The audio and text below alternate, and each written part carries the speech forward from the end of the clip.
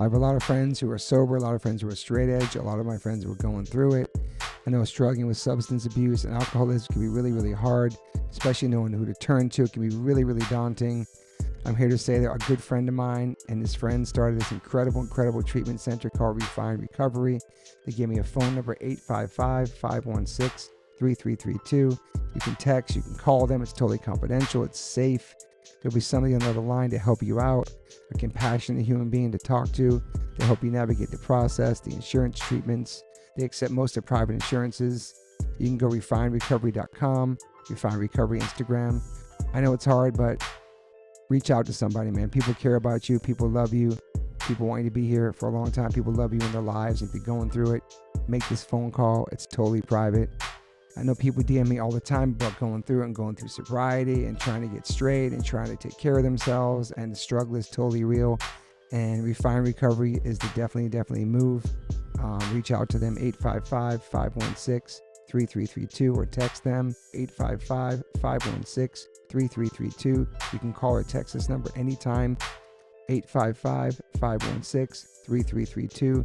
You know the drill. This number is here for you to call. As we get older, we start paying attention to what we put in our bodies. I personally have been listening to my body since I was 18 when I went vegan. I've always been focused on my health. It's super important, mental and physical health. But it's really important for people who are just starting to get more healthy and trying to step up their life. Doing your homework, reading the labels, researching and verifying everything that's quality.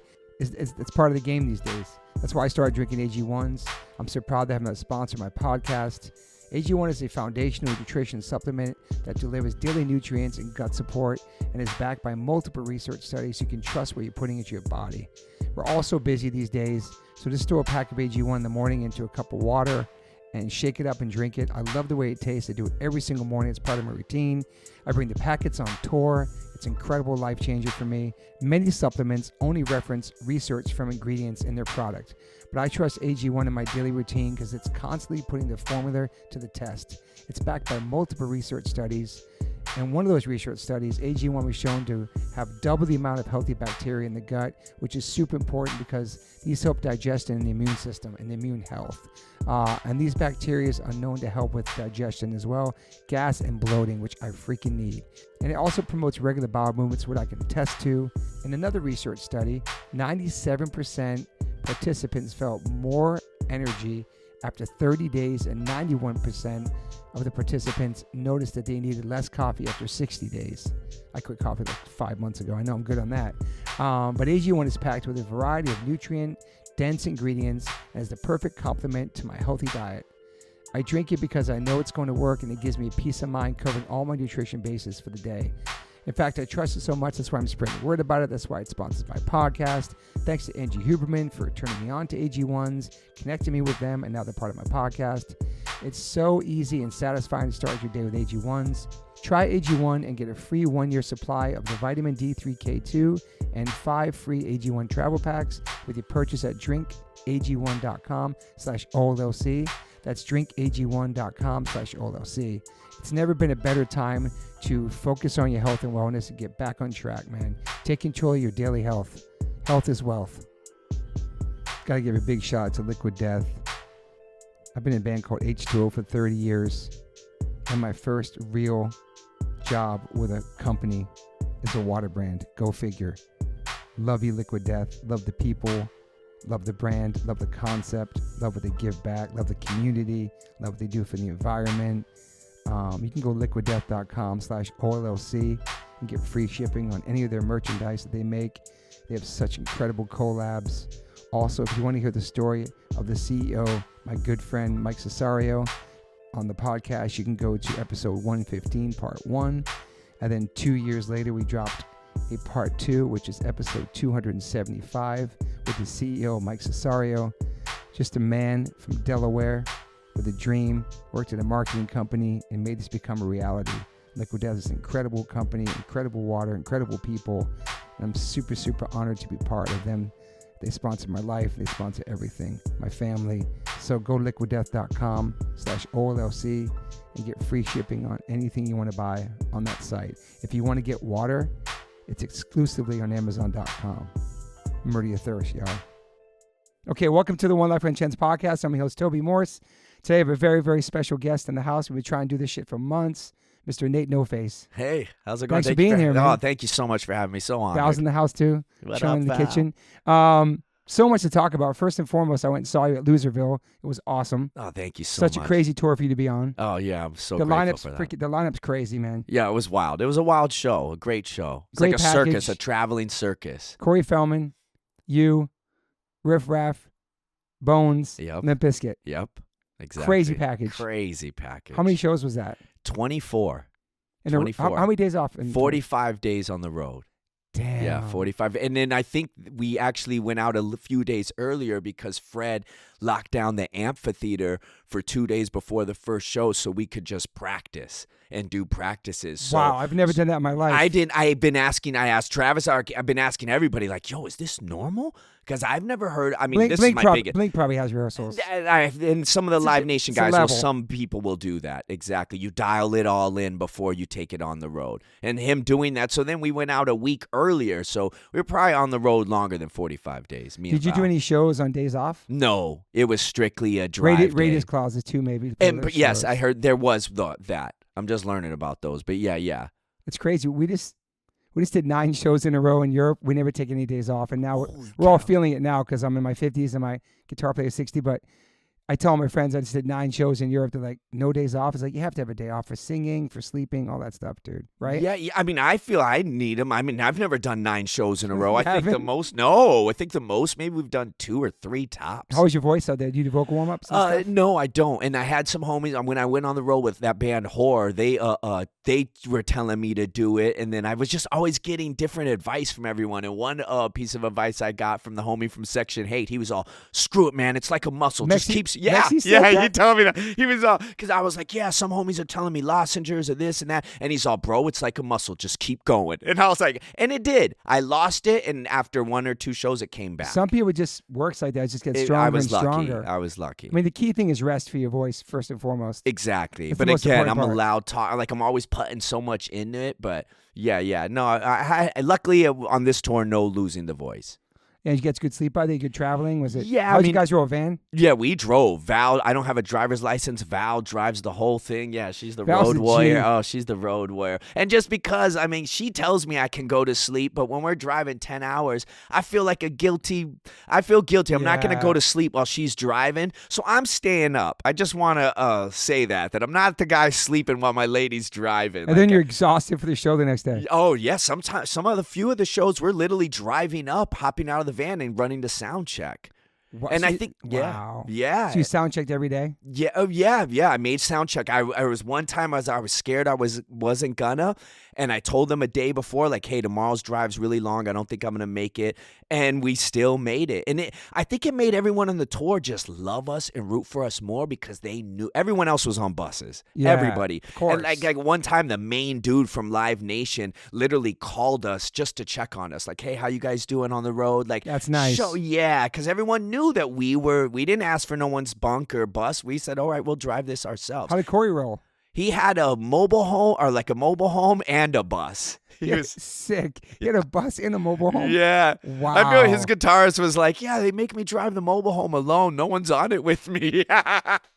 He was cool. So he had a bus. Okay, yeah. Because he started with the mobile home because the bus didn't get there the first show, so he was supposed to just drop the mobile home off, but his bus came late. There were so many just. I watched his crazy tour things. diaries and stuff. Yeah, he was in the shit that. breaking down and stuff. Yeah, then the bus he got kept breaking down. I heard.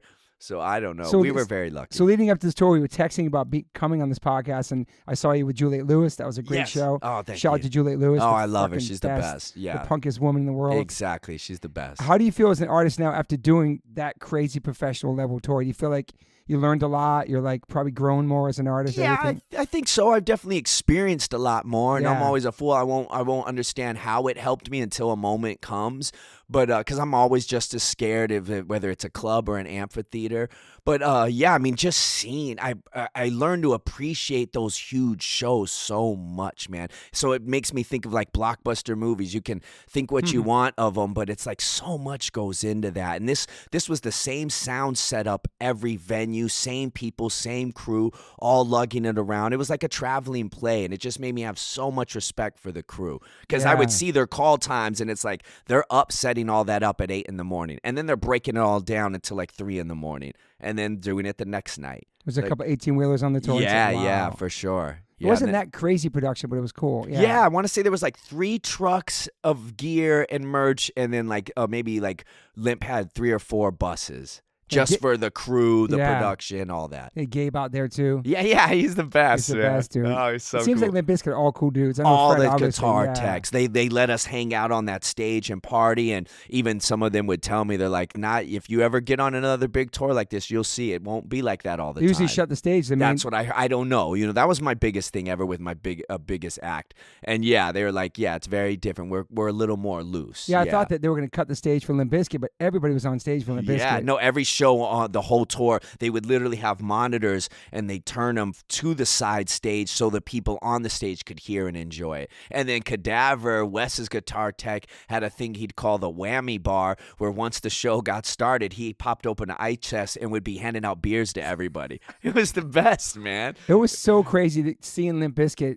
I seen them one time before, and they played the Roxy. Oh, crazy. Less than 10 years ago. Something Fred got me. It was like a warm-up show or something. Oh, crazy. But seeing them and then seeing the crowd look like a MAGA rally because everybody had the red hats on. Oh, dope. I didn't think of It that. looks so crazy. Yeah, With the- that's wild. With the red Yankee hats on. It was just like all different ages and shit. Oh, it was wild. It was really cool, man. Yeah, very, very cool. I mean, that was the biggest show, right? Probably. Oh, for sure. What, the LA one? I want to say a couple of them, they sold out, but I don't know the size of those venues. But I want to say they sold out 3 shows on this run. Yeah. Yeah. That looked huge to me. Oh, man. it was some of them like literally were small cities. I mean, I don't know, 15, 20,000 people. To get out of there was insane. Yeah. So it's crazy that they're like came back like it was 1999, 2000. Like and they just the way he did it, bringing these new acts and underground acts. It's like he's like, I get pitched to go do shows with other people from that era, but he's like, and I will, but I wanted to do this with newer acts so you get it all. And when he's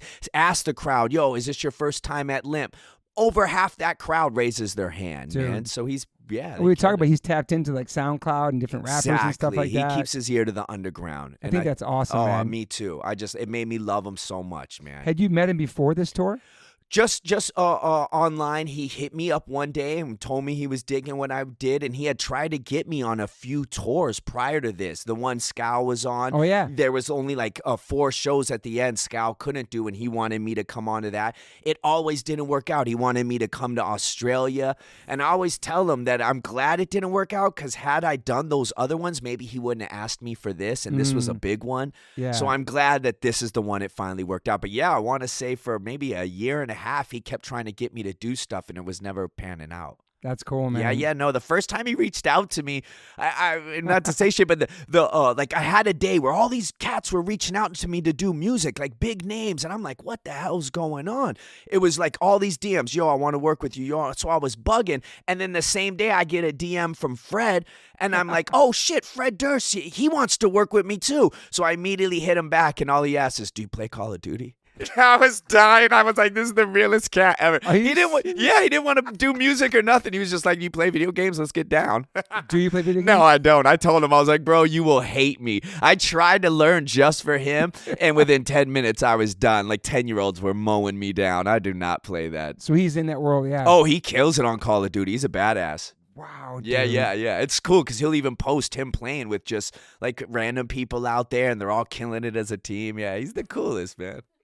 So what do you have next? You have the shows in December, your last 5 shows coming up? Yeah, the last 5 shows we doing just along the West Las Coast. Vegas, Just San Diego, something. Arizona. Yeah, Las Vegas, Arizona, Oakland, San Diego, and then we are going to do one in LA that we're announcing a little later. Okay. Yeah, but it's just a 5-show run in December, and yeah, just a longer set and do my own stuff, kind of. It'll be cool to go back to those markets and see how many people might come out from the Limp Bizkit tour. Exactly. And I'm surprised I'm Smart. seeing that in the comments. I never take comments 100%. 100%. But yeah, a lot of people are like excited. And then a lot of people are calling out like, oh, I wish you could come here and come back. And so I'm so grateful for what that tour did for me. That's really cool, man. Yeah.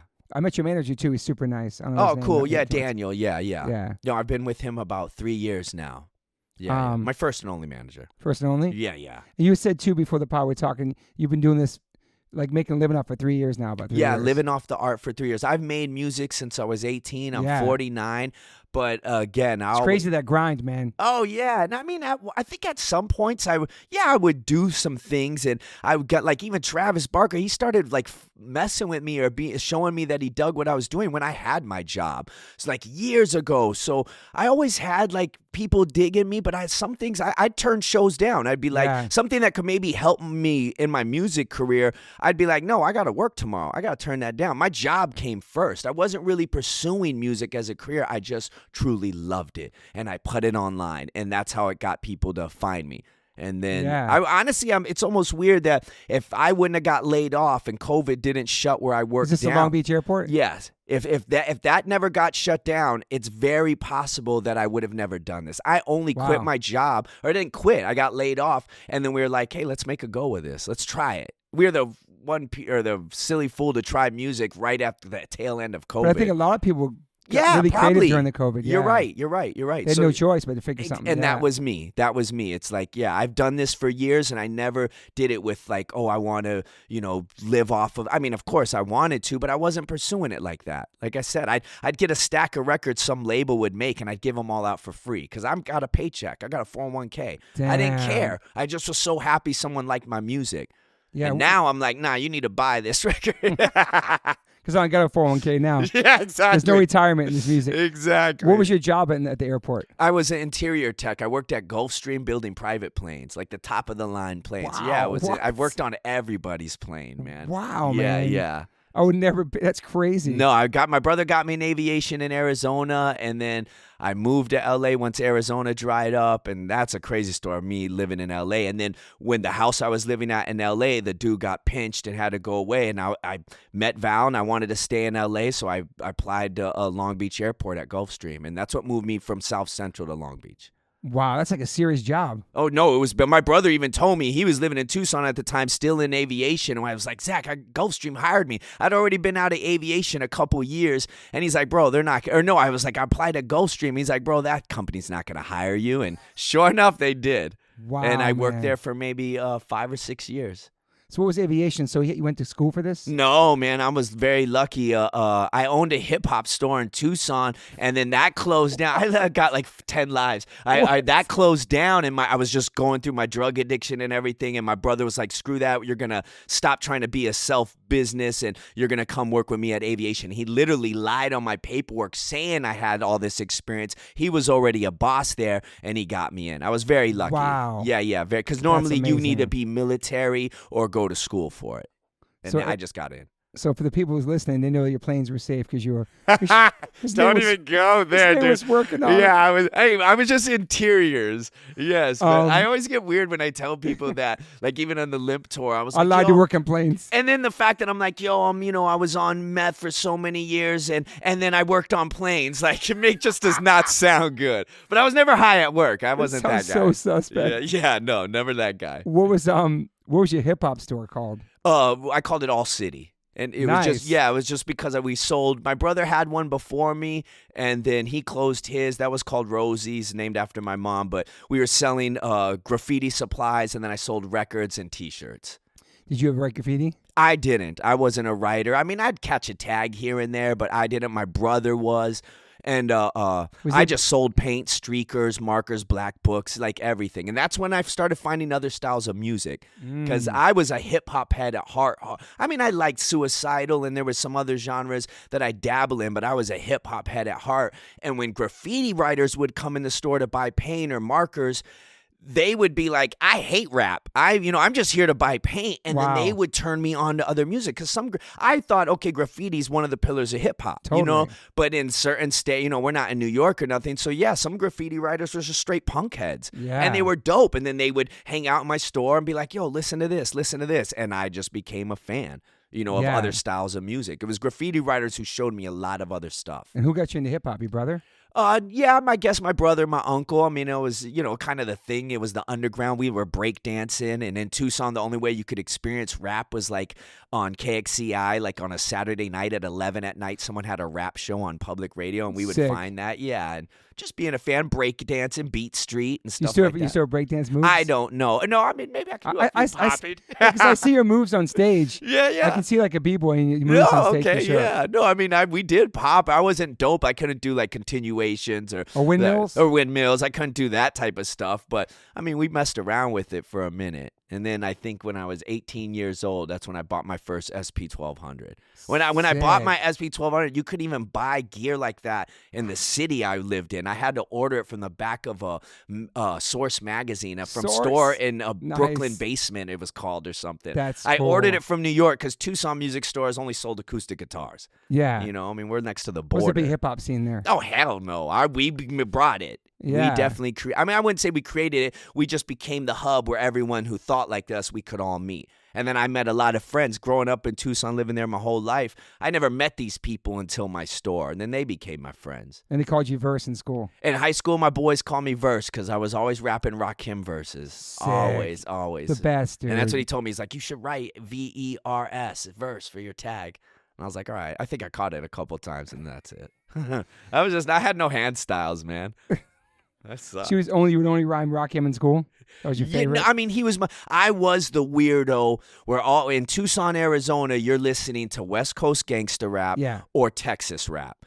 And my crew, I was the one kid weirdo who loved East Coast rap. That's all I loved. Like I did. And now that I'm older, I do listen to down south and West Coast, but all through my teens, late teens, 20s, 30s, it was boom bap East Coast rap. KRS-One? I mean, KRS-One. I could do the Supreme Alphabet. Like thought I was gonna be God Body. Like I was the weird Mexican kid in my crew, and my boys would clown me. They'd be like, "That ain't getting no play in our car." But I just loved East Coast rap. I like poetry. I like words, so I like wordplay. Yeah. I like when someone's gonna describe shooting you, they do it with some thought and artistically. Lyrics. Yeah, I guess. So yeah, I like that. I mean, I liked some of the gangster East Coast stuff, but I liked some of the knowledge. Yeah, Gangstar. Like, yeah, I'm a primo. Like, he's one of my favorite producers Best, ever. dude. Yeah, exactly. The boom bap he can do is just the illest. Like Wu-Tang, Nas, Nas, all of it. I mean, Biggie, Big Pun. Yeah, Big Pun, Big Terror L. Squad, Big L, Digging in the Crates crew. I loved, man. Diamond D. Like, yeah, that was like all that was my shit, man. That's awesome. And No, Onyx, I we love- talked about too. Onyx too. Oh, Onyx. My friends thought I was a nut because I'd be screaming, rapping their lyrics while we're driving around. I knew every lyric of that whole first tape back the fuck up, man. Oh, dude. It was like, it was the best. It's crazy that shit's 30 years old now. That's insane, man. That's insane. It's pretty wild. That's so crazy. Okay, so Tucson, obviously, right? Is that where you born and raised? Yeah, born and raised. Yep. How was growing up there? I mean, it was fun. You don't know no better. You're just throwing rocks at puddles, and I mean, that's it. Everyone, it was a narco city. We're not only 60 miles from the border, very close. Really, very what close. feels. So Yeah.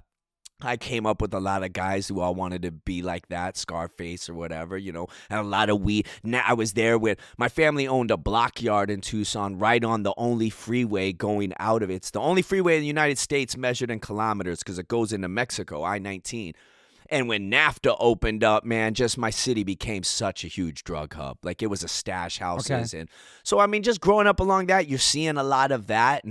But still, I think we're barely just over 1 million people. Like when I was coming up, it was way less. So just a typical desert kid childhood. Like really. Yeah, did you fuck with you in school?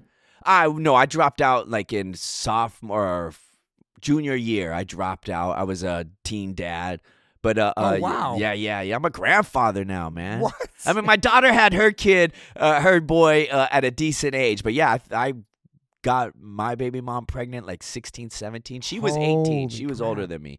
But yeah. So you dropped out to get a job or something? No, I mean, luckily, my father had passed, and then so I had some money, and wow. And then my family, again, my uncle or my brother, they were all hustlers. So I mean, I bought a house at 18, thinking I was gonna live like like a nice house, swimming pool and everything. And I thought, okay, I'm going to be with this girl and we're going to raise a family. And she did. I think because of the people I hung out with, she thought I was a narco like type. And then she found out I wasn't. She skipped. Guilty by association. Yeah. She's like, oh, you ain't as cool as I thought, and dipped. So I'm like 18 with a house and that. Yeah. But wow. Yeah. It was, yeah. That was wild. So he had the inheritance money from your pops. Yeah, not tons, but enough to get me a house and be cool. You know what I mean? At 18, and then that's when I realized, though, my mom, God bless her, she always knew like Nate needs to get out of Tucson. He's a dreamer, and yeah. You always like that as a young kid too. Oh, big time. I was the weirdo black sheep of my family, and my mom knew it right away. Because all my uncles and everyone, they're all tough guys and bar fighters, and I'm not. I hate violence. And yeah, my mom knew it. Like, oh, he's the dreamer. He likes to play. Yeah. And I am. Were you a good kid growing up? No, I mean, I was definitely a knucklehead. Yeah. I mean, not like, maybe fights here and there, but I was definitely just, I think I lost my father when I was 14, so I don't want to use that. But I mean, yeah, I was just, getting into trouble. It was fun. I won't lie. It was fun. I always say that. My brother got really heavy in the drug game, and I always try to tell people he didn't do it because we were poor. We just had all those friends, and it was just fun. And, until it starts not becoming fun. Environment you're around, yeah. Yeah, and it's the environment we're around. I mean, drugs were so cheap. So, but yeah, but it's just, so just dumb stuff, just dumb kid stuff. Were you partying at a young age too? Yeah, I mean, probably, no, not maybe early 20s was the first time I did cocaine, probably. But, yeah, I mean, it was just so there. It was like water in Tucson, man. Yeah. Everyone had it. So, yeah. Were you working stuff too and when you were 18? What like selling? No, yeah, we started, yeah. I mean, no, not selling drugs and messing around. I didn't do that until maybe late 20s. My brother was already doing it in high school, but not me. I was like, I was like the kid that all the gangsters and drug dealers loved and was like, you don't do this. Yeah. And they they knew I was the artist. I was always the weirdo. And, but then once you start getting older, then you're like, all right, let me try to make some money. Yeah. And I realized fast that was not for me. That game, I was always fucking up the bag or something. Like, my boys always knew that, and thank God the plugs were always my family or friends, so they let me skip. But I always could tell. Everyone knew, nah, Nate ain't that. We'll just give him a job wrapping bales, but don't give it to him to sell. He's gonna fuck it up, dude. Did you want to do music when you get out of school? Oh yeah. As soon as I got out of high school, that's when I bought the SP 1200. Yeah. And I didn't even know how to use it. I had no friends who did music. My friends looked at it as a wasted time. Like I had no one to ask, and there was no YouTube back then, so it's literally just scouring. The only way I found out about the SP 1200 and the ASR 10 is reading magazines. Source magazine, or XXL. But yeah, Source was the one. Then there was Rap Pages, or yeah. But that was it. I would just scour, because even interviews, there weren't many interviews on TV. You had to go to Hip Hop Basement or whatever MTV's one joint was with Ed Lover and Dr. Dre. Oh yeah. You know what I mean? That's the only time you'd get an interview here MTV and there. Raps. Yeah, MTV Raps. So it's like, yeah, I learned it on my own, but from 18 is like I knew. And then there was a school that opened up in Phoenix called Conservatory of Recording Arts. And some buddies of mine in Phoenix were like, yo, you like that music shit? There's a recording school here. So I went up there and went to that. And immediately first weekend, I realized, oh, this is for engineers. And I don't know if I want to be an engineer. But I went through it, passed it, and did it, and got good grades and everything. But now I realize I'm glad I did that, because it just gave me a background in it. But I realized right away I was no engineer. But I was like, let me finish this, because I just love this shit. I love music. I love being around it. I love just hanging out in the studio. So it was fun. Yeah. And then what was your first band you had? My first band, I made music all the way from 18. I had my hip hop store at 29. And even then, I was making music by myself, never showing nobody. Yeah, before Crime Kills. That was my first band. Yeah. Actually, my first band was called I Was a Teenage Monster with the same homie that I did Crime Kills with. Okay. We wanted to start, I owned my store, and we were getting tired of hip hop, and we're like, let's make some weird indie music with the machines we have, make hip hop with. Yeah. And so we tried that, and then he moved away to Seattle, and then when he came back, I showed him Crystal Castles, this band that popped up. And he was like, I want to do that, but instead of sampling Game Boy sounds, we're going to take Game Boys, mod them out, and make punk music with Game Boys, and you're going to scream about narco culture. And that was Crime Kills. Game Boys, the game. Yeah, literally, it's called, the genre of music's called chiptune. And if you go listen to chiptune music, normally it's people just making music that sounds like it would be for a video game because it's the sounds in the video game. Yeah. So he was like, yo, we're going to make punk with this. And he would make punk beats with the Game Boy. And then I would scream to him. And for performing, he'd have the Game Boy up there and then a synth just for bass low end. And we would be performing. And that was my first band when I was 30 years old. Crazy, dude. Yeah. And it got a lot of love. Like, that's how I met Val. 30 years old was your first group. For 30 years old was my first band. And we put it on MySpace. And so a crew in L.A. Found it. And DJ Koopma and Hit and Run crew, they found it. And they started bringing me out to L.A. to play parties. And that's how I started getting a following and meeting people in L.A. is when Gaslamp Killer booked me for a show. People would book me for shows, and that's how I started getting my L.A. ties to, like, friends was through Crime Kills. Like, I had a couple songs in Workaholics. Blake was, like, a huge fan of it. And that's crazy. And then we were just fucking nutty, and we ended up breaking up. Did you come to L.A. that much before that? No, never. No. Max in the house. That's good. That's great. So what year would that be? What year was that? Gosh, 2008, 2009, we were probably doing it, yeah. And then I think I moved out here around 2012. 2012. Yep, and Crime Kills was still going on, but then finally we were on two different paths, and he went his way and I went my way. And that's basically what N8NOFACE really is me trying to do Crime Kills by myself, because he was the beat maker in that. And then when he left, I was like, oh, I still want to scream. How can I do that? And then again, I'm like, let me try to make punk music with drum machines and synthesizers. So you came in here together, you guys, and you split No, up? I came by myself. Okay, a buddy of mine owned a couple houses in South Central. He knew I was coming out to L.A. a lot. And then he was like, yo, aviation dried up for you. You come out and party a lot. Why don't you, or come play a lot. Why don't you come move in my crib in South Central? You can live here rent-free and just work on your music. And that was the introduction to LA, because this dude was a heavy gang member, and the houses he owned, he was moving a lot of weight out of them in South Central. And that first year and a half was just insane for me. It was where I lived, homies of mine from music that now knew I was living in LA, they wouldn't come visit me. The only person who would come visit me was Val. God bless me. Even some homies would be like, I'm not coming to visit. It was like right off the Slauson stop in South Central, Slauson and Holmes, where we had two cribs. And by the swap meet? Not by the Slauson swap meet, but it's right by the train. But I mean, the gangs would kick in our door a few times because they found out he was hustling, and the sheriff raided us 2 or 3 times. It was crazy. Wow, man. dude. And I was just like, and then when he finally got pinched and went away, that's all I was like, all right, I need to get a job again. Yeah. And then Crime Kills just broke up around that time because we were both on drugs, and like me and my buddy, the partner. So he went his way. Did you get more into drugs when you came to Cali? Or you already partying? I was already dabbling. Again, I was some weird functioning addict where I could hold down a job, and then I only partied like Friday to Tuesday. I'd always miss every Monday at my job. But then I was such a good worker at work, and I'm just try to be a cool personality. Everyone accepted it in a weird way. Wow. So for like 13 years, I had a functioning meth habit. But only on the weekends. Like, I wasn't twacking out on Monday or Tuesday or Wednesday. It's just party time. It was controlled. That's crazy. Yeah, it was dude. crazy. I've never, I still have my SB 1200, still have my ASR 10. I was the one guy who, if it all ran out, and I would drain my entire bank account, blow the entire check. But now that it's all gone, I'm just going to go sleep. I would never pawn my gear or steal from my family. It didn't turn me into, maybe I was a piece of shit in the sense of just letting people down, not showing up when I should have or stuff like that, but never stole or pawned shit. I was a weird drug addict, yeah. You were a nice drug addict. Yeah, in a sense, it's horrible because I think that allowed me to do it for so long. Because there was no crazy rock bottom. I was maintaining. You weren't burning bridges with people. No. Yeah, and everyone just loved me so much that anybody I did end up not showing up to or letting down, they forgave me and we kept it going.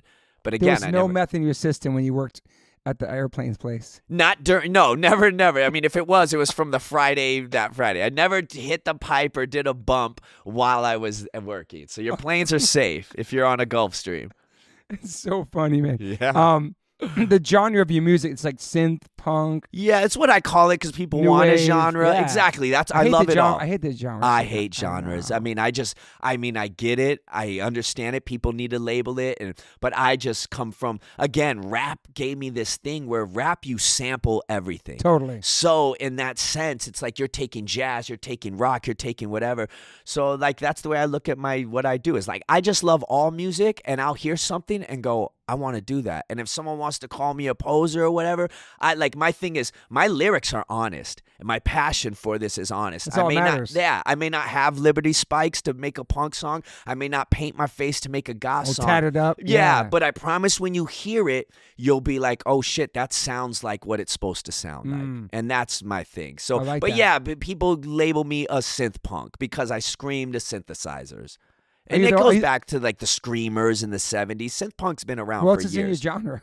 Huh? I feel like it's your own genre you created. Yeah, I mean, I do. Exactly. I'm sorry. Yeah. I know this Prayers. He's like more goth. They call it Cholo Goth. Okay. Exactly. And I got compared to him a lot. We are both He's dope. Yeah, he's dope. I love Rafa. Yeah, we're both doing our own thing, not even knowing about each other. He had heard about Crime Kills, he told me later, way later, but that's when he was doing, I think, Night Rituals. And we both been making, I mean, that's kind of cool, the thing about the universe. In your own lane and stuff. Yeah, we didn't even know each other existed, but we're two Mexican kids from these backgrounds trying to do something different than what you would think we do. My favorite line, I always try to say, you may not find the music I make in the environment I'm from, but you will find the environment I'm from in the music I make. Awesome. And that, because I come from, no one's listening to Cure where my buddies don't know who Robert Smith is. They have no clue. And we were talking before the pod too about back in the day, it was like, you're only hip hop, you're only punk rock, you're only metal. It was weird to listen to other musics. Yeah, no, I had to people would beef over different music you like. And I think I first saw Suicidal Tendencies on the box in Tucson, and I saw that, and I was like, where you could call in and order. So cool. Yeah, and I saw that as a 15-year-old kid and was like, what is this? Because these guys dress like guys I know, but they're making music that Tucson cholos or Tucson gangsters. In L.A., you could see it. I'm learning that now. But in smaller cities, normally, if you're in the gangster world or whatever, you're listening to rap. You're not a gangster punk or something. I see that existed in L.A., but where I was coming from in the 90s, so it was so different to see that. It was like, whoa. And so, I besides that, it was like rock was over here, rap was over here, country music was over here. Those were the three styles of music, or cumbia in Tucson, and that's it. Yeah. So if you think about it, it's like Jelly Roll was a rapper, now he's a country singer. I love it today. I love all that stuff too. And I think today we're living changing. Exactly. We're living in the age where a kid's playlist, it's the playlist culture. It'll have everything. And it'll have everything from every era. It's like now with Spotify, it's not like you're just against this kid has at the click of a button something from 1920 to something to 2024. And they are listening to it all. And I love it. Because I come from a world where I had to hide what I was listening to. Not hide it, but be like, all right, I'm going to go listen to this by myself. When I went to my White Stripes concert, it's like I literally went by myself. And I'll never forget, I took my buddy I was like, bro, just come to this show with me, please. It was a Reverend Horton Heat show. Yeah. And I'll never forget, my boy is literally got like 30 racks of jewelry on. And I bring him to this show, and he stood out like a sore thumb. He's Mexican and black. And I'll never forget, some kid who was dressed like a skinhead comes up to him and goes, bro, I'm a skinhead, but I'm not one of the racist ones. And my boy looked at him and was all, I don't know what the fuck you're talking about, because he was like a street dude. It was so funny, but he had braids and he was a Mexican. He's like, what's a skinhead? Yeah, we didn't know. I didn't know about that shit until like this hardcore scene embraced me. I didn't know about that in the world. I mean, I knew about racism and skinheads, but I didn't know about sharps or shit like that. I didn't know about crews like Unity, and I didn't know that shit in the world I came from. So anyways, to go back to I had to like beg my friends to come to a show with me, or to like. There was a goth night in Tucson at Club Congress, and I'd beg my friends, bro, before we go to our rap clubs, can you just come to this goth club with me? And they'd always joke, we're going to drop you off at Club Congress, because, I liked everything, and you just didn't in my circles, man. Yeah, was there stuff you listened to back then that, like, was really different, like pop music? Did you listen to pop I mean, I did. I listened to everything. Guilty Yeah. pleasures like that. Like, for sure. I come from a bunch of jock family and gamblers. Like, they watch ESPN. If you came to my house from 18 to as long as I had cable, it, like, literally, I'm not ashamed to say it, MTV was on 24/7. I watched TRL. I don't care. Carson Like, Daly, yeah, bro. I loved it, dude. I love music. I love the music business. Wow. So it's like I just wanted to immerse myself in it. So, yeah, I mean, I watched pop shit. You know, TRL was pop as it gets. fuck I with watched that Backstreet Boys? shit. I didn't fuck with them. But they're on TRL. They I got fucking watched.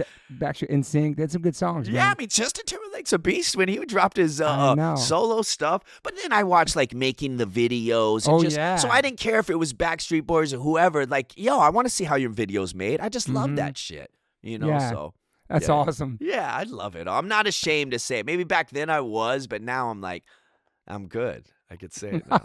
People like Mexi may destroy me, or someone be like, "You listen," but No, yeah. Mexi's got a huge different what's this open-minded palette of music. No, and I'm He's a learning real that. rocker. He goes to every show. I man. love him for that. And you know who else? Because I always give the same rap to like anybody with, because the hardcore scene really embraced me for a little bit, and I hated it. Not hated it. I was scared because at the time I'm up there with a drum machine, and I have to go before or after a band that's like knocking the walls down, Yeah. and then I'm up there with my shitty little system. It's bare, and then some shows I would do because I'm electronic, I would have to plug into the PA that these hardcore bands are only using for their vocals. So I'm having to compete against all your cabinets, all this. Wow. But anyways, I would always be so bugged out and so scared and ask, like, why is the hardcore scene embracing me? And it was people like Luis who schooled me. Like, Best. Luis does all kinds of different music. He does some amazing stuff. California Cowboys Oh Collective, my man. God, it's amazing. And then they would be like, bro, we're all hip hop heads at heart. I didn't 100%. know that. I Yes. didn't know that. I just thought it was a bunch of guys that wanted or could kick my ass and scared the shit out of me. These windmill kicks and all. I'm like, Shout bro. out to Luis, man. He's the best. Oh, he dude. is the best. He's man. killing it, dude. He's done so much Turned for his me. whole shit around his life around I did too, not man. know that either until Yeah. like later, because he got me on a cover with Cypress Hill. He's booked me for shows. He's shown me music he does solo that's just so inspiring. And then I'll tell a homie, yeah, Luis does so much for me, and they'll be like, yo, bro was a menace back in the day. I did not know that because he's the kindest motherfucker. Sweetheart, man. Yeah, but I heard he used to get busy, and Yeah. I was like, whoa. I Yeah. didn't know that. Yeah, I Luis love is- that. Luis is That no makes me joke. love him. I love My when brother, someone can dude. beat you up, but they're kind to you. It's the best because, yeah. Yeah, well, shout out to Luis. So what's the newest music out now? Is it L's Up? L's Up was Yeah. the project I did for Yeah. Loserville Tour. Yeah. And I did that. It's got like songs where I'm rapping the sample bass beats, then singing the synths, and then screaming. Just being about to do Loserville, I was like, okay, a lot of people are going to find out about me. And prior to that, I was dropping a lot of post-punk stuff. I was like, okay, let me have the limp fan who's going to search me real quick. I want this body Smart. of work to be the first thing they see Smart. because it's a little bit of everything. To Yeah, show it's them cool. right away, I do that. And then before you had Bound to Let You Down, that's a full-length album, correct? Yeah, yep. That was put out by Eyeball Records. Yeah. Eyeball from New York, or Yes, they were the one who did. I think they put out wait a second, Chemical Romance and maybe I Hate God, or I know they They're were from back east, right? Yeah. Dude, they put out a first 7-inch. I can't believe they're No still way. around. That's yeah. freaking Now crazy. they just do cassettes. Because when they were schooling me, they're Wow. like, yeah, we used to be heavy in it, but now we slim down and we only Holy do. shit, Yeah, dude. yeah. Crazy. Eyeball Records, that's crazy. Yeah, because I know Alex, the main. He's like a Yeah, hardcore yeah. head. Yeah. It's got to be from New York or somewhere. Yeah, he is. He Okay. is. Exactly. So, yeah, they put, at the time I was still messed up, and they were like, yo, we want to put an album out. And at that time, anytime a label would hit me for music, I would just give them a folder of like tons of songs and be like, you pick the album. I don't even care. Because I was just so messed up and didn't care. I was just happy someone wanted to put my music out. So that's what Bound to Let You Down. These guys took like 50 of my songs and curated that. How long have you been sober for now? 3 years. Awesome, 3 man. years. Congrats. Yeah. Thank you. I still sip alcohol. I don't ever want, I use that word and sometimes people get at me. I'll sip alcohol only at a show. I don't drink out, and it's only because I'm so damn scared. But besides that, no meth, no coke, no crack. Yeah. I know a lot of people that do that. They have like a shot of something before they go on stage. Scott from Terror was doing that his whole entire career, and now he's sober for the first time. Oh, that's And so it's cool. his first time really going on stage in years as a sober singer. But he always would take that shot of like Red Bull and whatever they put in there. Okay, yeah. I mean, I feel like to get into this space, to do the weird antics and shit I do without being in my head of like, oh my God, they're going to laugh at me or something. I take that boost. Calms your nerves? Yeah, but I dream of like, because I love the art of acting and I love that craft. So I'm like, yo, Nate, put yourself into a character where you don't care. You're already like drunk and you don't be the fool. And, you know, but my dream is to do a show one day completely sober. I don't know. You can do it, dude. I know. You know what's so crazy is I'm sure I have. I remember one of the Dead City shows. I just came off a horrible meth binge. And I was like, so this show I'm going to do sober. And then right when the huge crowd and some hardcore band, I think it was maybe Alpha Omega, they start tearing it up. And I look at someone and I go, I need that fucking beer. Like, because I was scared. Yeah. But I don't know. I think I can get there. You're right. But once you get up on stage, it goes away. It does. Once that first sound and clicks in and everything, you're right. I'm probably lying to myself. I'm sure I could do it. It's a lot of mental for sure. It is. You're psyching yourself out. Oh, I'll get so she knows. Like I'll get all of a sudden if like all of a sudden the liquor is running down and I'm about to go on, I'm like, I need to go fill up. In case I need it on stage, and then I'll look and I never even sipped it on stage. It's crazy. But it's like you need it though, just I to was be right there at the gear. It's interesting. Yeah, it's weird, man. Yeah, I Scott don't know. Vogel's had that for a long, like Wow. over 20 years. Yeah.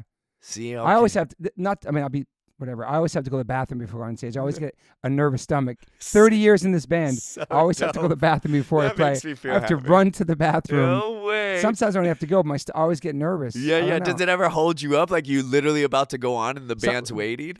Sometimes I almost shat myself on stage, to be honest. So dope. Or pee in the bottle backstage real quick.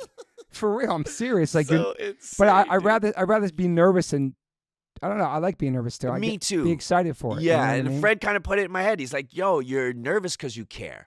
And I 100%. like that. 100%. Okay, cool. Sometimes you care too much. Yeah, that's me. I mean, I'll get be in the the guy fucking who's head. like, oh my God, I bombed, that sucked. And someone will come up and be like, you ripped it. And I'm like, yo, okay. You're your worst critic. Yeah. I'm still like that. Okay, cool. You walk off stage like, oh my God, you're like, nobody hears any of the fuck ups And that's that what your I'm band learning. hears. You hear them. They don't fucking hear Yeah, I'll that. be like, I fucked up my lyrics. And everyone will be like, I couldn't tell. Yeah. And that's the cool thing about punk is It is a cool thing. yes, you can just go "Bleh," and scream and like no one to know. Whereas rap, it's like they need to hear them bars and Especially if you play to new audience, they might not even know your lyrics. So exactly. they're not going to know you messed them up. Exactly. No, I've gotten better, man. I've gotten better at like, okay, if I fumble, and that's one thing I learned is getting too drunk.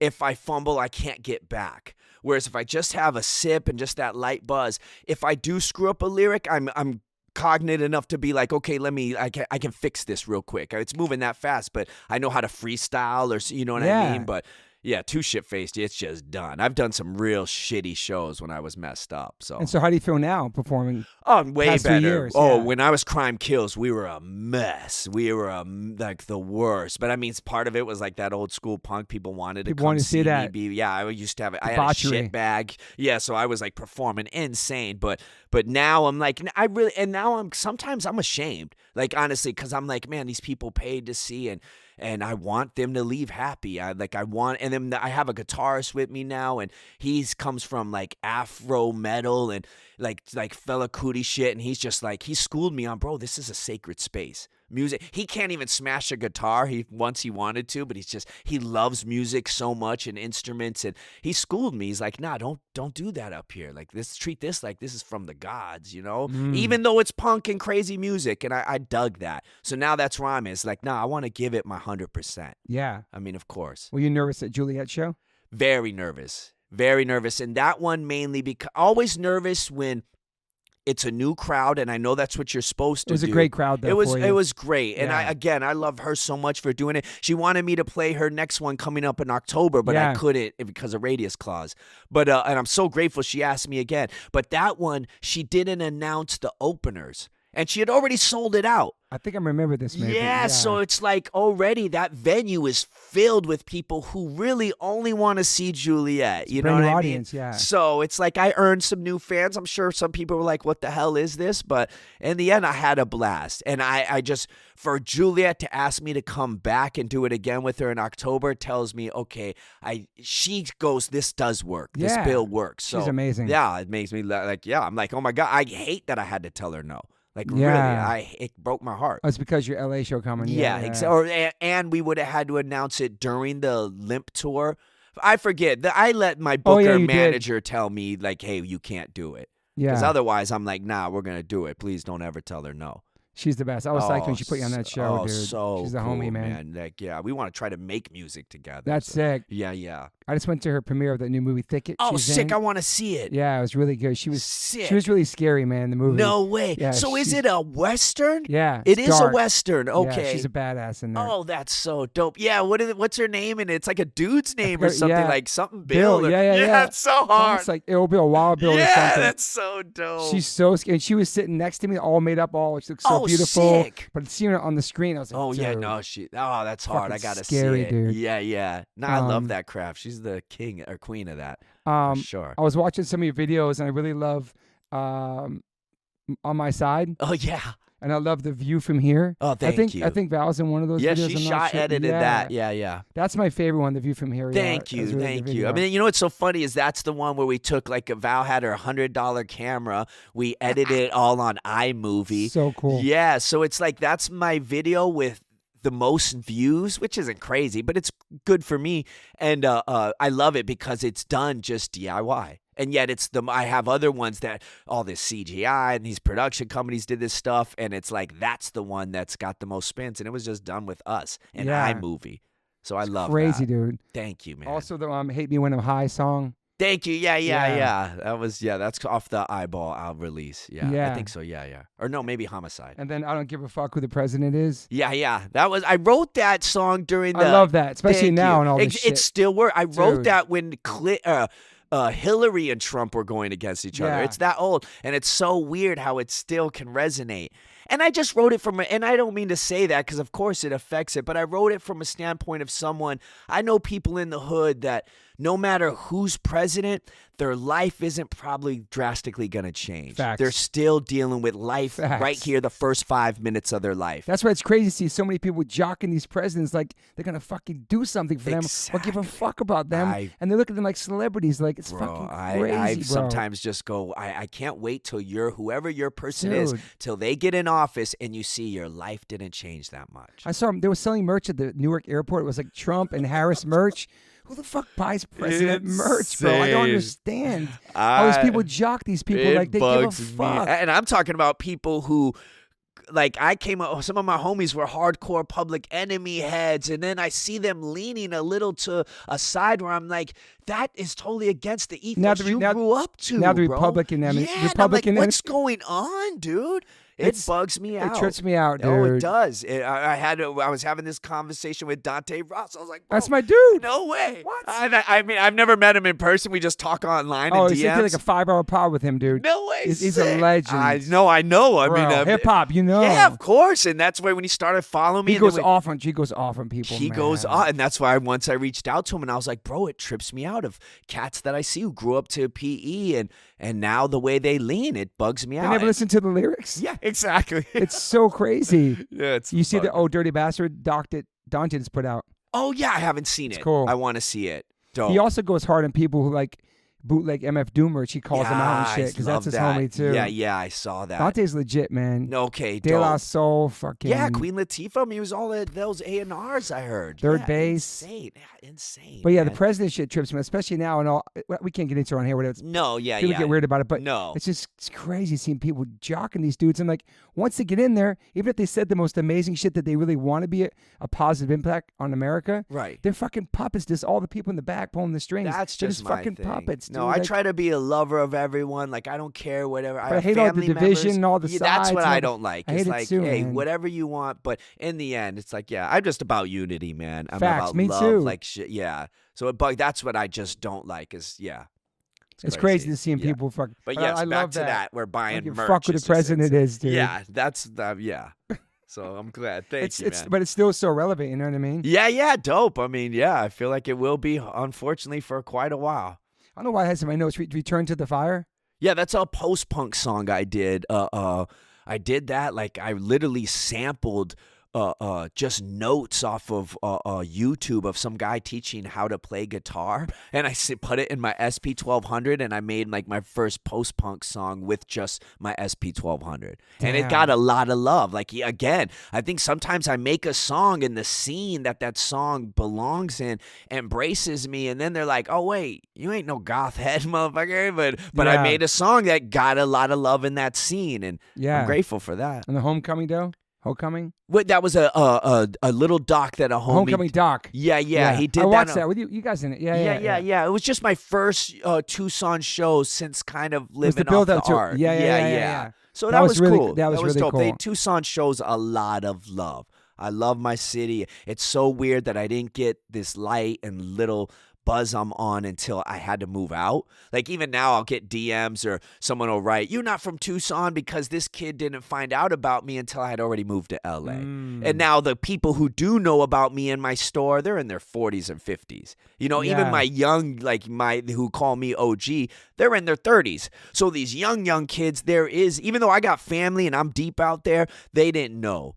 But now that they find out I'm from Tucson, they just really, I love it. My city shows love. That's cool, man. Yeah, I'm really grateful that anytime I go back, they show a lot of love. And was there something with the 11, like apartment 11? And no, then, 13. Oh, yeah, no, 11 was a number. I see 11 a lot. Yeah. 11 a lot. And it's the bus or something, too. Yeah. No, my bus ride from there to my job was 111. My first apartment in Long Beach was 11. And then she knows. I see the number a lot. Pops up. Yeah. So that's 3 for me. 3's everywhere for me. Okay, no way. 3's. Yeah. What about new music now? After this tour? I mean, I make so much music. I'm a nut. It's like my You're saying video you have folders games. of stuff, right? Oh man, I won't say like full songs. Maybe I just spit a verse and it's a placeholder, and then I get bored of ADHD and I make another one. So we were dropping EPs every single month, 4-song EPs. Yeah, all the way up until this tour. And now I'm going to pick back up October 18th. I'm dropping my next EP, and it's going to be all a post-punk sound. Not so much screaming. I got a guitarist playing and like fleshing all my songs up, and it's a 8-song EP album. I don't know, and that drops 18th. It's called Crime Partner, October 18th. Okay. And we're working on a music video for it now. That's awesome. Yeah, I'm really excited. Who's going to shoot the video? Val's one. shooting the video? No, this one we got, some cat just reached out to me, the same people that shot On My Side with the rabbit and the train. Yeah. They reached out and was like, let's do another Pink Box video. So I sent them the EP. I'm always like, I got no budget. So anything you want to do, I'm strictly DIY. You pick the song. I don't have a single in mind. And they picked this song, Hurt. And so me and Val are in it. Val's in it, That's but they're cool. shooting it. Yeah. You have a dream collab? Gosh. I mean, obviously Juliette Lewis would be awesome. Yeah. I mean, so many. Fred would be sick. Fred, I would love Fred. That would definitely happen. Yeah. I mean, I for a while it was Travis. And then the first time I met him, he literally put me on the spot, and we got a song in. So I mean, I don't ever know what's the first time you met him? Where'd you meet him at? His studio. Yeah, he had been following me the newest for one? years. Yes, I Yeah, guess so. great. That's what he was Yeah, telling yeah. me. It was so cool. So yeah, he'd been following me for a while, and then He's the one day best, he dude. was like, "Yo, bro, it's finally time. Come pull up to my studio." So I went, and that was the first time I met him in person. And then he's like, "You want to jam?" And it was him and Dark Waves, and they're like, "Yeah, dude." They fleshed up a song within 5 minutes, and I freestyled to it, and I still listen to that song every single day of my life. Like, I love it, man. He made the sickest post-punk song, and some of the drums he was doing on his phone, it was insane. He's the best. He's a beast, man. He's a beast. That studio is incredible. Yeah, dude. like he started playing bass. I literally seen him go from drums to the synth and start playing bass. Like, so whenever these people outside in the world think, it's like, nah, these cats are really, they deserve to be there, man, because they're beasts. Legit, straight man. up. Yeah. Yeah, he's incredible, humble, fucking. Yeah, no, the kindest, sweetest dude. Put on so many people, dude, like that. It bugs me out how many cats would reach out to me and be like Vic Mensa, Big Dog, like, yo, Travis showed me your shit. Photographers, yo, I became a fan through Vic Travis. Mensa? Wow. Shit. Yeah, and I was just like, yo, he's got no investment in me. He's he's just showing people me, and I love him for life for that, because he got no reason to do that. You know what I mean? He pays attention too, like Fred does. Yeah, for real. Even Jason from Fever 333. Yes, okay. He met at Whole Foods, and they start working together doing stuff. No way. Because Jason worked there, yeah. No way. Yeah, dude. Oh, so dope. I know. Oh, that's hard. But I think Jason said I do music or something like that. Yeah, but and then still, the come fact to that the studio. Travis said, yeah, let's do I it. know. That's so hard. No, I love him, man. Like I said, he's shown a lot of people my music and did not have to. And that song you put out with him? No. I mean, I don't ever know what it'll be. I know how. I mean, I So hear it never stories. came out? No, it's just for fun. I think. Yeah, I didn't even know we were gonna do it. Wow. Like I literally thought this was just a meeting. Like, and he put me on the spot. And within 2 hours, he's like, "I got to do a Zoom." And I'm like, "All right, peace." So he has it and you have it pretty much. Yeah. Damn, And I dude. even told him, like, I was so scared. I had barely met him. You went there by yourself? No, Val. Damn, Me and Val go everywhere. How long have you been with Val for? Let's talk about Val for a second. Yeah. Me and Val have been together 13 years. Oh, amazing. Okay, awesome. Yeah. Ride or die, dude. She came to, we had already met through me doing music and Crime Kills. And then she came to Tucson to shoot some people that were doing their thing out there. And she was like, yo, I'm coming into Tucson. Let's hang out. And then a week later, my people had moved me to L.A. And we have not stopped hanging out since. So Val knew you when you were on meth. Oh, man. Wow. She lived You are through ride it. or die, She's man. the one who, yeah. Props to Val, man. No, props to Val. She's the one. I mean, I would have, even though she dealt with 13 years of it, or maybe 10 years of it now, I should say, she's definitely the one who, it sounds crazy after 10 years, but got me sober, for real. Okay, yeah. She's the Big reason. inspiration. Yeah, huge. Well, And you guys met out there in Arizona? Well, no, we met from me coming out here with Crime Kills, okay. and then like I said, she had just gone out there to shoot, and it was the same week my people were like, "Yo, go to L.A." Gotcha. And then so she was like, "Yo, you're moving to L.A." and then we were hanging out ever since. It's amazing, man. Nonstop, yeah. Sobriety, dude. 3 years. Cheers. Oh, thank you, man. I truly try to tell people I was doing music, and again, Travis was even following me when I was still getting fucked up. People were showing me love, but I feel like the real true blessings didn't come into my life until I was sober. Mhm. So that's why I tell everyone. Whole different world opened up. Oh my gosh. And then it's just, it doesn't get easier, but it definitely gets better. I still go through it. Like, I'm still in the neighborhood that I rented hotels by the hour and smoked in. I'm still passing people that I smoked with. And there's times Wow. I'm digging my nails into my palms because I wouldn't call it an urge, but I get this thought of, like, not wanting to do it, but maybe what I've done or where I've been. I was in some real bad places. I'd be a normal guy, but then I'd go to where it was real. I mean, I didn't cop drugs from my friends. My friends would have, even though they were drug dealers, they never would have sold them to me. So I literally had to go to blocks and Grimy ass places where I would go. So that was always the scary thing, is if someone decided to murder me or something, no one would know because I was with people no one knew. Like, I was, and then sometimes I would be going, like, I'd party with my boys at a club. They'd all go home with girls. I would go straight from the club to the crack spot. So I'm still dressed up nice in these environments. I would hear people sometimes whispering, "Who's the college boy?" Like in the crack house. And I'm like, what the fuck? I got to get out of here. But it's like, yeah, man. So what was it with meth? Is this the first time you tried? Is like trying to chase that high? Is it? Like, yeah, I mean, I never was a downer guy. I'm a spaz, and I'm always so shy and anxious. And I think when I did coke and those drugs, it gave me confidence, maybe. And then the rest is, I don't know, science, man. It's just like, yeah, you're just chasing that first hit. Like, I don't know why the fuck I would be around people that I would never be around. I mean, like some real just shit. It's just dirty, shady shit. And it's like, damn, I would come out of a 3-day binge with those type of cats and then be like, holy who fuck, the fuck are these people? Yeah, where was I? And I was a wild one. I mean, I'd be the type where the crack house would be like, bro, you gotta go. Like, because I'd go for days. I was a nut. Wow. Yeah, man. I would go really, really hard. Did you have any close encounters with like overdosing and stuff like that? Or One time when after a binge, like I had come home and the binge was already done, and then I just remember sitting there all of a sudden feeling crazy, and Val could see it, and then she called the ambo, and then they pulled up, and then right in front of the ambo, I remember just looking at Val going, "I love you," and then I just fell out. I felt like my heart stopped, and they pulled out the packets and put the shit to me and took me to the hospital, and then they released me. And then that's when I was came home and we found the packet of like what they stuck to me, and dude, because I was an idiot, man. Yeah. So what was like the final thing?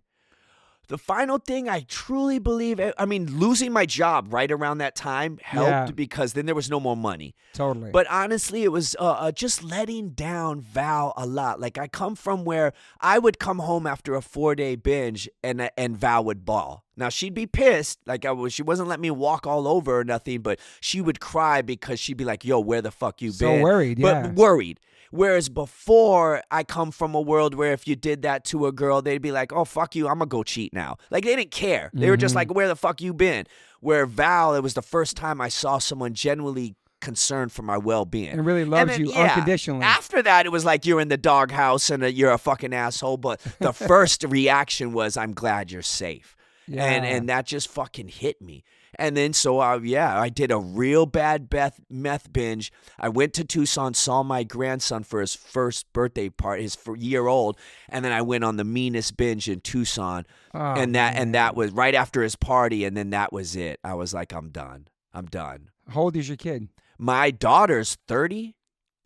Yeah. That's crazy, man. man. My grandson just turned, I want to say 3. That's insane, man. Yeah, it's wild. Are you keep in touch with her? Oh, yeah. I just talked to her the other day. I talked to my family. So she's seen you go through all this stuff, too. Yes. Unfortunately, her mom is way worse than me. We were two wild people. My family ended up taking my daughter in. She was like, me, not so much. First, I took my daughter. My baby's mom was a nut, and I was like, she's going to come live with me. And then when I went to Conservatory of Recording Arts to start recording, my mom was, and this was before I was a hard drug addict, I was just partying. My mom was like, "We'll take Lysandra, you go pursue your dream and go." And so she took my daughter. And my family was, we had money and we were okay. So, and then my baby's mom, she's just still out there in the streets. She's still out there. Oh, God. So your parents raised you. Okay. Yeah. Basically, my mom raised my daughter. Wow. For real. Yeah. Because then later, even though that wasn't the intention of my mom taking her from me, then I became a fuck up. And I was in no place to take my daughter. Dude. Yeah, my poor daughter's seen it both ends. Like, she's seen both her parents be fucked up. But now she's like, she only talks to me. She can't even find her mom. And now we are on such a good place now where she's like, thank God. And she's even like, thank God you found Val. And I always say, even if Val, God forbid. Yeah. But no matter what, I ain't ever going back to that. No matter who's in and out. You're doing so good life. now, man. Yeah, I'm like looking good. Thank you. You man. work out? Yeah, it's my new addiction. I mean, I don't go crazy, like try to get all huge and buff, But but I see you training go out every there. day. Yeah. You've been on tour, you were training? I push ups and I took some bands with me, and yeah. That's like my favorite thing to do. Like, I don't even lift heavy. Guys at the gym will be like, "Bro, you ain't lifted heavier than that weight in like a week." And I'm like, I don't care, dude. I just do this. Like, I just love doing it. I'm not trying to be some huge bodybuilder. Yeah, I want to get into that, more push-ups and more bands. Yeah, I think I just do body weight. I want to do that. That's my thing. I want to be flexible too. I want to start maybe taking yoga. Like, I don't want to be sick. Yeah, I want to do that so bad. My son got me a gym membership to Gold's in Venice. Okay. On Father's Day. I was like, "Oh, this is nice. I'm going to go work out my son at the gym." But I've been getting fucking hurt. I'm doing all. See, that's what I don't want. I'm trying to train with a 21-year-old. I'm 54. Yeah, exactly. So at this very moment, my finger's been tingling for 2 weeks. So I got cupping yesterday. I got acupuncture. I'm going to a PT tomorrow. Oh, wow. And every single one of them is telling me that I have some nerve damage from my neck down my spine. From That's training, so doing weird. weights. Yeah. Like, I'm doing these squats with the thing on my neck and shit. Oh, no. See, that's what I learned. know. Someone told my son me that. fucked me. I was like, "Happy Father's Day. I'm fucking you up." And now I'm like all banged out, dude. No. It sucks, though. No, that's why I refuse to go heavy. Is my biggest fear is that I'm going to hurt myself. So now my son's like, "You're a pussy. Now you're quitting the gym. Come to the gym, man. I'll go. Yo, that's a serious gym. The one in Venice, I heard, is like the gym. So Gold's in Venice ain't no joke. The people watching is incredible. Yeah. It's intimidating. It's inspiring. That's my thing. But people just go there. They're not taking selfies. They're not Hollywood. No, they're not bougie. They're fucking getting it in. I heard. That's what I heard. Is some of my buddies wanted to go out there and work out. Arnold goes That's there what I still. heard, man. Yeah, that's. But it's too much, man. It's like, I suck at pull-ups. He's got me doing pull-ups in front of people. I'm like, I'm very insecure about my workout. Me too, dude. Shit. And that the first gym I got a membership while I was still getting fucked up. I had this weird thing that, okay, if I get addicted to the gym, I'm going to give up meth and everything. And I was still doing both at the time. But because I've been in the gym for a couple years now, longer than the 3.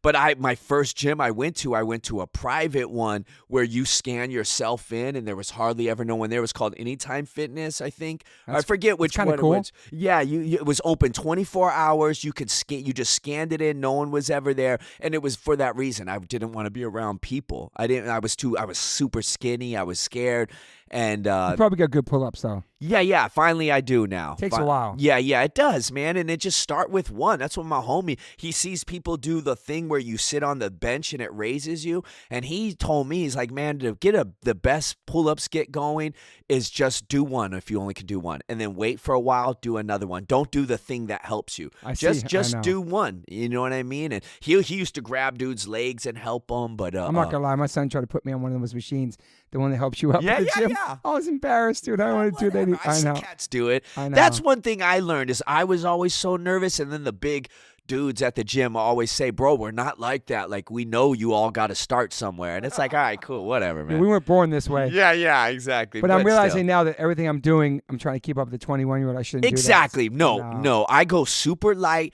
I take it easy just because, again, I'm not trying to be buff. I'm just trying to keep repetition in my life and just a schedule. And then I love it. Some nights I'll be like, oh, I can't wait to go to bed and get up and go to the gym tomorrow. What time you go in the morning? I go every morning at 7:30.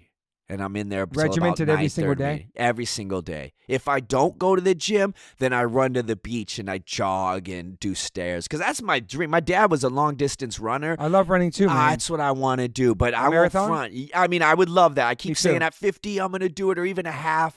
But, man, I got to, even these 3 miles, I'm taking, because I'll run to the beach, that's 3 miles. But even then, I'm taking breaks and walking. It's okay. And then I got, the first time I got bad shin splints. Like, my shins were killing me. What kind of shoes you were running in? I was running in, Chucks the first time. My boys were clowning me. And they were, sending me, some Asics or something. Yeah. You can't run in Converse, bro. No, I realize that now. And then I bought some 70s shit. Yeah, dude. And then I bought, a cheap pair from Ross.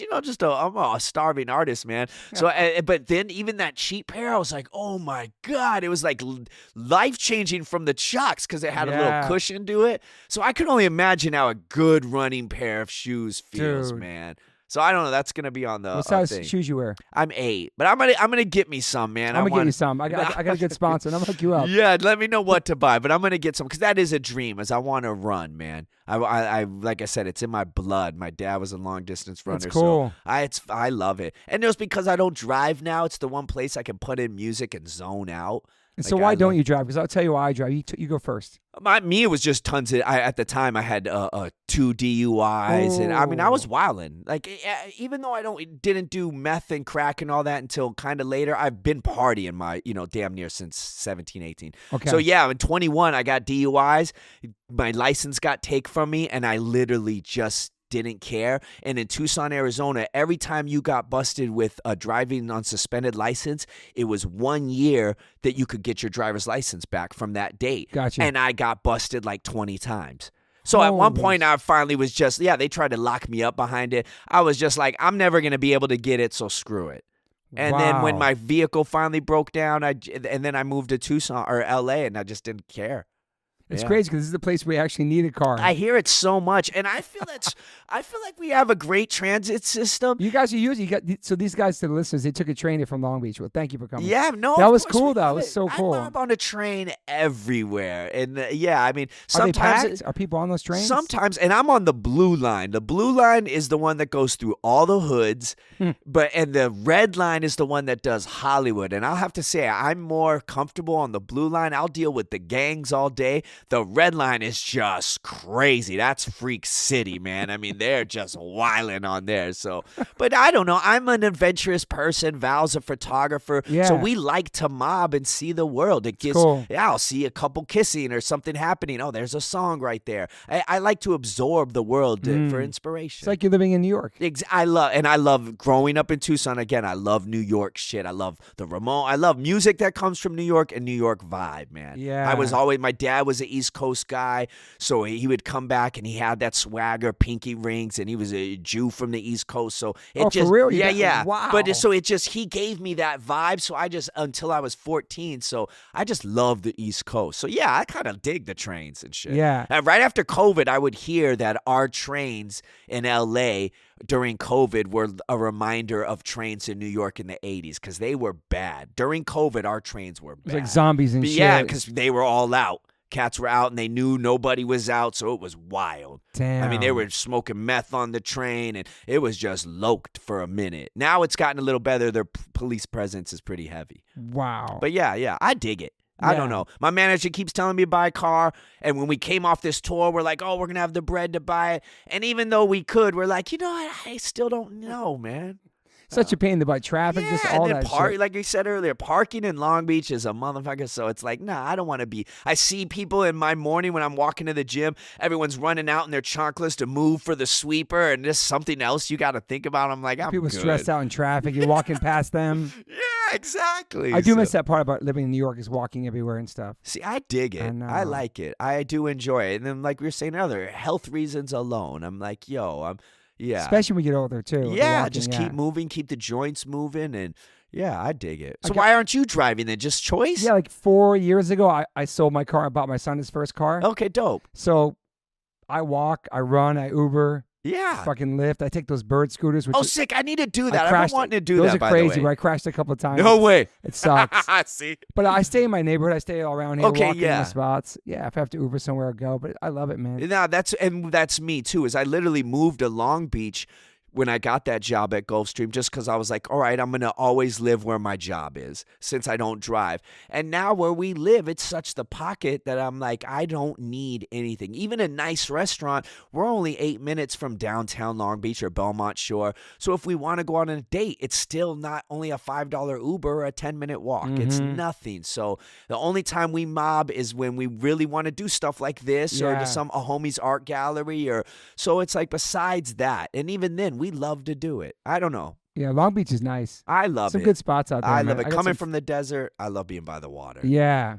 I got some friends out there, too. Are there cool beaches out in Long Beach? I mean, no. From what I hear, don't get in the Long Beach water. Yeah, I was thinking that. No, dude, it's pretty bad because there's a break wall or whatever, so we don't get the tide. So all the trash is just there.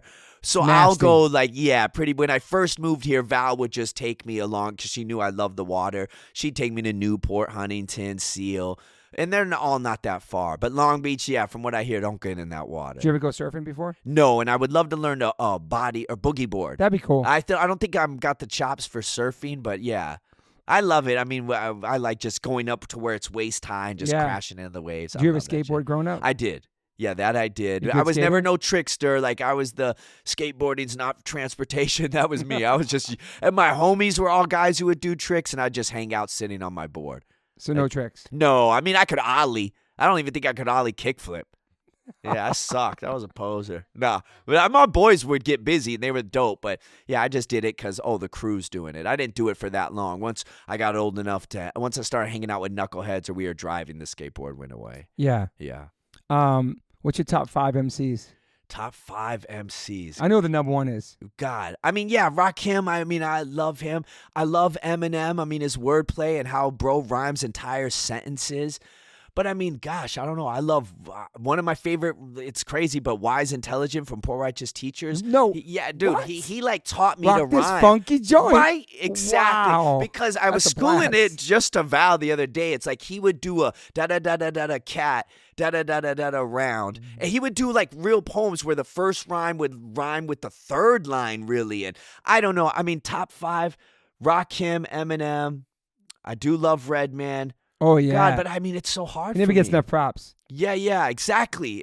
Even Poor Righteous Teachers, nobody's ever mentioned them on this podcast. Oh, dope. They were so political and smart. No, and they were, Yeah, exactly. dude. I listen to a lot of music of cats that maybe Brand Nubian? Brand Nubian. I love Lord Jamar, Sadat X, Grand Poobah. Like, Best, no, dude. exactly. I mean, I have so many. It's hard It's hard. to say. Gangstar Art Guru? Get Guru. He's got to be the voice. Yeah, no. I mean, yeah. No West Coast in your top 5, though. No, probably not. And Damn. no one get mad at me because now I can appreciate it because Val's a LA rocking girl. a West too. Coast Yeah, shirt, she's too, got I know. Nip, Eazy-E, and Tupac on I her know, it's shirt right hard. now. And I love Nip. I love and, Nipsey. Dude. Yeah, and I love Tupac. Tupac's first album, Tupacalypse Now, I bought Sick. that. Yeah, but I mean, I don't know. I just love that East Coast shit. Like I said, now I think in my older years, I listen to more West Coast. I listen to West Coast youngsters now more than I did when I was a youngster. I was strictly. You fuck with like, YG? I like YG. It's great. Yeah. No, I like the swag. Now I'm just a type. Back in the day, I used to be all about lyrics. Yeah. And I didn't care about beat. I didn't care about like how people say Nas picks bad beats. Like, I didn't care. I was like, yo, I love lyrics. Now there used to be an old argument like, who's the better rapper, KRS-One or Too Short? And now, as a kid, we'd argue that. But now I realize it's vibes. There is no better. It's like when I want to hang out with girls or party, you'd listen to Too Short. When I want to get schooled or listen to some rugged rap, now I'm learning in my older years. Back in young, I'd be just that kid who was like, fuck that, ain't got no bars, or just a hip hop head. Now I'm like, I appreciate everything for the place it has, and it's supposed to fill and occupy. Like, those Ice Cube solo records were incredible. See, and my people were huge Ice Cube fans. I wasn't, but when he did Lynch Mob, and I would listen to, it was some about that style of production where it was real loud and stuff that I didn't grab. I like that more calm, compact stuff. Mobb Deep was huge for me. I love their first album, produced by Q-Tip. Yeah. I loved. Crazy. I loved Mobb Deep.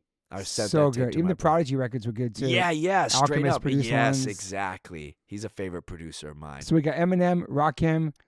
KRS-One. No, KRS-One. Yeah, for sure. I mean, the early BDP 9mm Goes Bangs, like one of the hardest songs ever. I know. Yeah, it's so good. Dude. Wu-Tang, Biggie, of course. Big L. I love Prince. Yeah, Big L. All Digging in the Crates crew. DMX. All DITC. DMX, man, like straight up.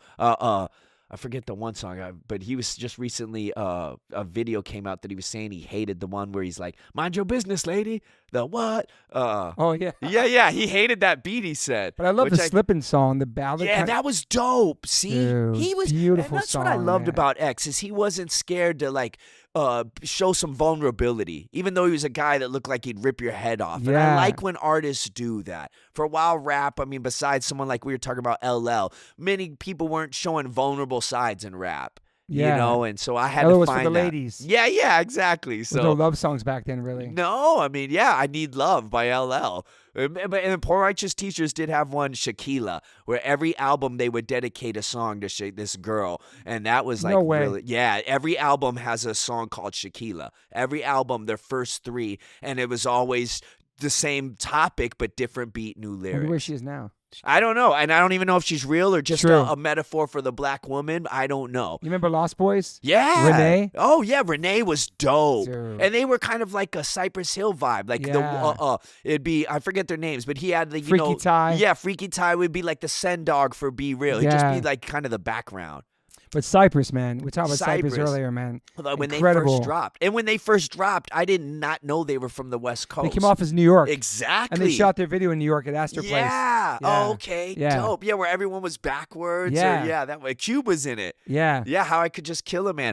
And then their whole vibe, it was sample-based music, and then the artwork always looked East Coast. So when they came on the scene, I forget when I was like 17, 18, I literally thought, because then they would even sample Cypress Hill, which was a place in New York, I guess. Mm-hmm. So I really thought they were, and Muggs just had the East Coast sound. So was for very a New while, York, dude. I thought it was New York, and that's why I loved them. They were that first album changed me, and then I started finding out, oh shit, they're Mexicans from Southgate. That's crazy. Isn't Cypress something in California too, though, right? Cypress? I think so. That's where they got their name. It's Yeah. the street name in Southgate where they're from. Okay. But I mean, they were sampling Cypress Hill, like an old song from New York. So Yeah. at the time, I thought they were New York, but I thought they were killed too. it. Yeah, everyone did. It was so good, man. Oh, so good. I remember that seeing it album. back then when they first came out, man. The No House of way. Pain, all that stuff. Yeah, House of Pain. Yeah, that was when I opened for them in Haunted Hill. It was supposed to be Everlast, Fishbone, me, Cypress Hill, but Everlast ended up having some complications. He wasn't feeling well, so he backed out the night of. But man, I would have. Oh, it's Fishbone. Fishbone was dope. That So was my sick. first time to meeting them too. Yeah, they were a Great little dude. upset. The crowd, they wanted a little more active, but it was like, some of the crowd didn't know who they were. I But mean, it's like, Cypress I'm Hill not- crowd, yeah. Yeah, exactly. And shout out Cypress Hill for trying to curate shows like that. It's cool to put you guys on there. It's Oh, awesome. I was yeah. because I was a nut. And then, like I said, Luis got me on a cover with them in this magazine, this UK mag, where I spoke on how, because Luis saw it. He was like, bro, there would be no Nate if there was no Be Real. I think you should be in this magazine with them. And I was like, yo, thank you, because that's the truth. And then they asked me to be on Haunted Hill. And then after that, Beast had me on his podcast twice now. Oh, that's cool, man. Yeah. They show a lot of love. You get a contact Buzz on there? I mean, I smoke. I'll still yeah, smoke yeah. very lightly, but the first time I was like, yeah, I had the biggest panic attack. B was talking to me at one point, and I remember just going, I don't know what the fuck he's telling me. And even Cali Blaze was after the show. He's all, bro, I saw you got scared. I was like, bro, you guys do not smoke because I barely take a hit and I'm good. Yeah. For like a week. Yeah, and these guys are smoking next level. Some Snoop Dogg shit. Yeah, I can't do that shit, man. I start crying about shit I did when I was 7 or something. I freak out.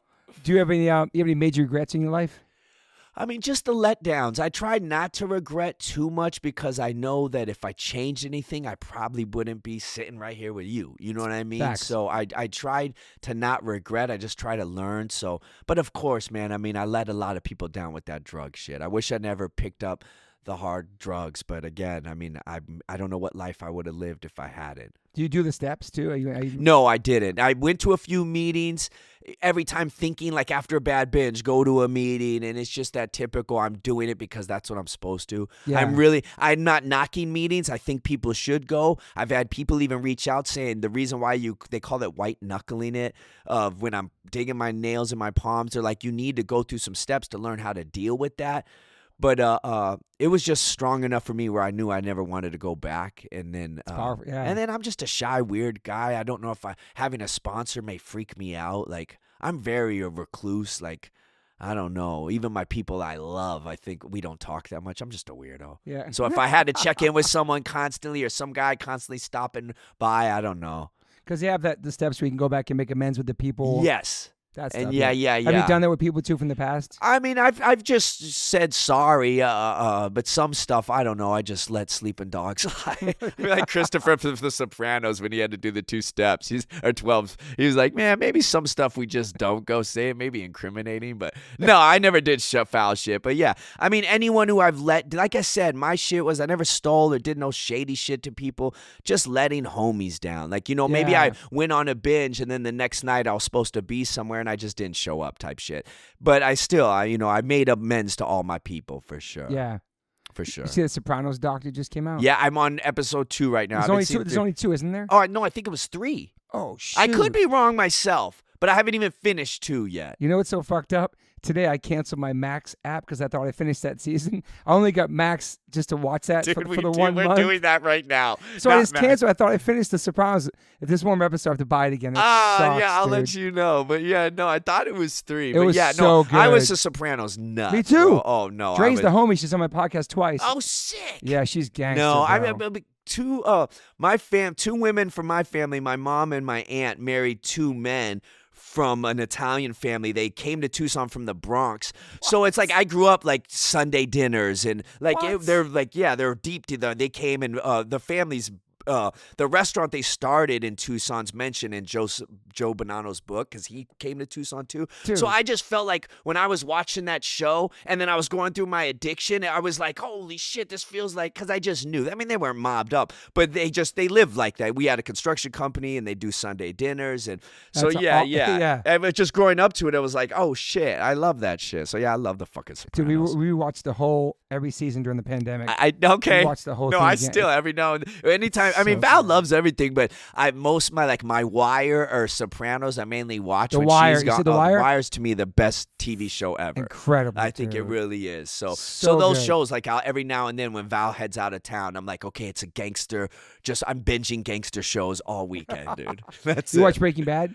You know what? That's the one show I haven't. Because of stuff. Yeah. Yeah, and I did. I'm just because The Wire felt so real. I'll even tell some of my homies. Like I thought at the time Breaking Bad was on Fox, so I'm like, yo, there's no way they're gonna be able to cover that world and do it good. And then some of my gangster friends who were really about that life, they'd hit me up and be like, bro, that shit is hard. Watch that shit. Was it on Fox? It was on Fox, but I didn't realize at the time that now cable TV, you can cuss and show everything. I didn't know that because I was like, there's no way they're going to cover the meth world on regular cable. It's incredible. I hear that a lot from everyone from art people to street people. Everyone's like, yo, that show's dope. So I need to. It's and my I top love 3 Cranston. Sopranos and The Wire for sure. All right. I got to, man. And I love I know that New Mexico has a horrible meth problem, so for them to base it there was real. And then I love the premise that this teacher has to do it for healthcare. I mean, that's pretty genius. I mean, just to show the state of But yeah, that's why I love The Wires. The Wire covers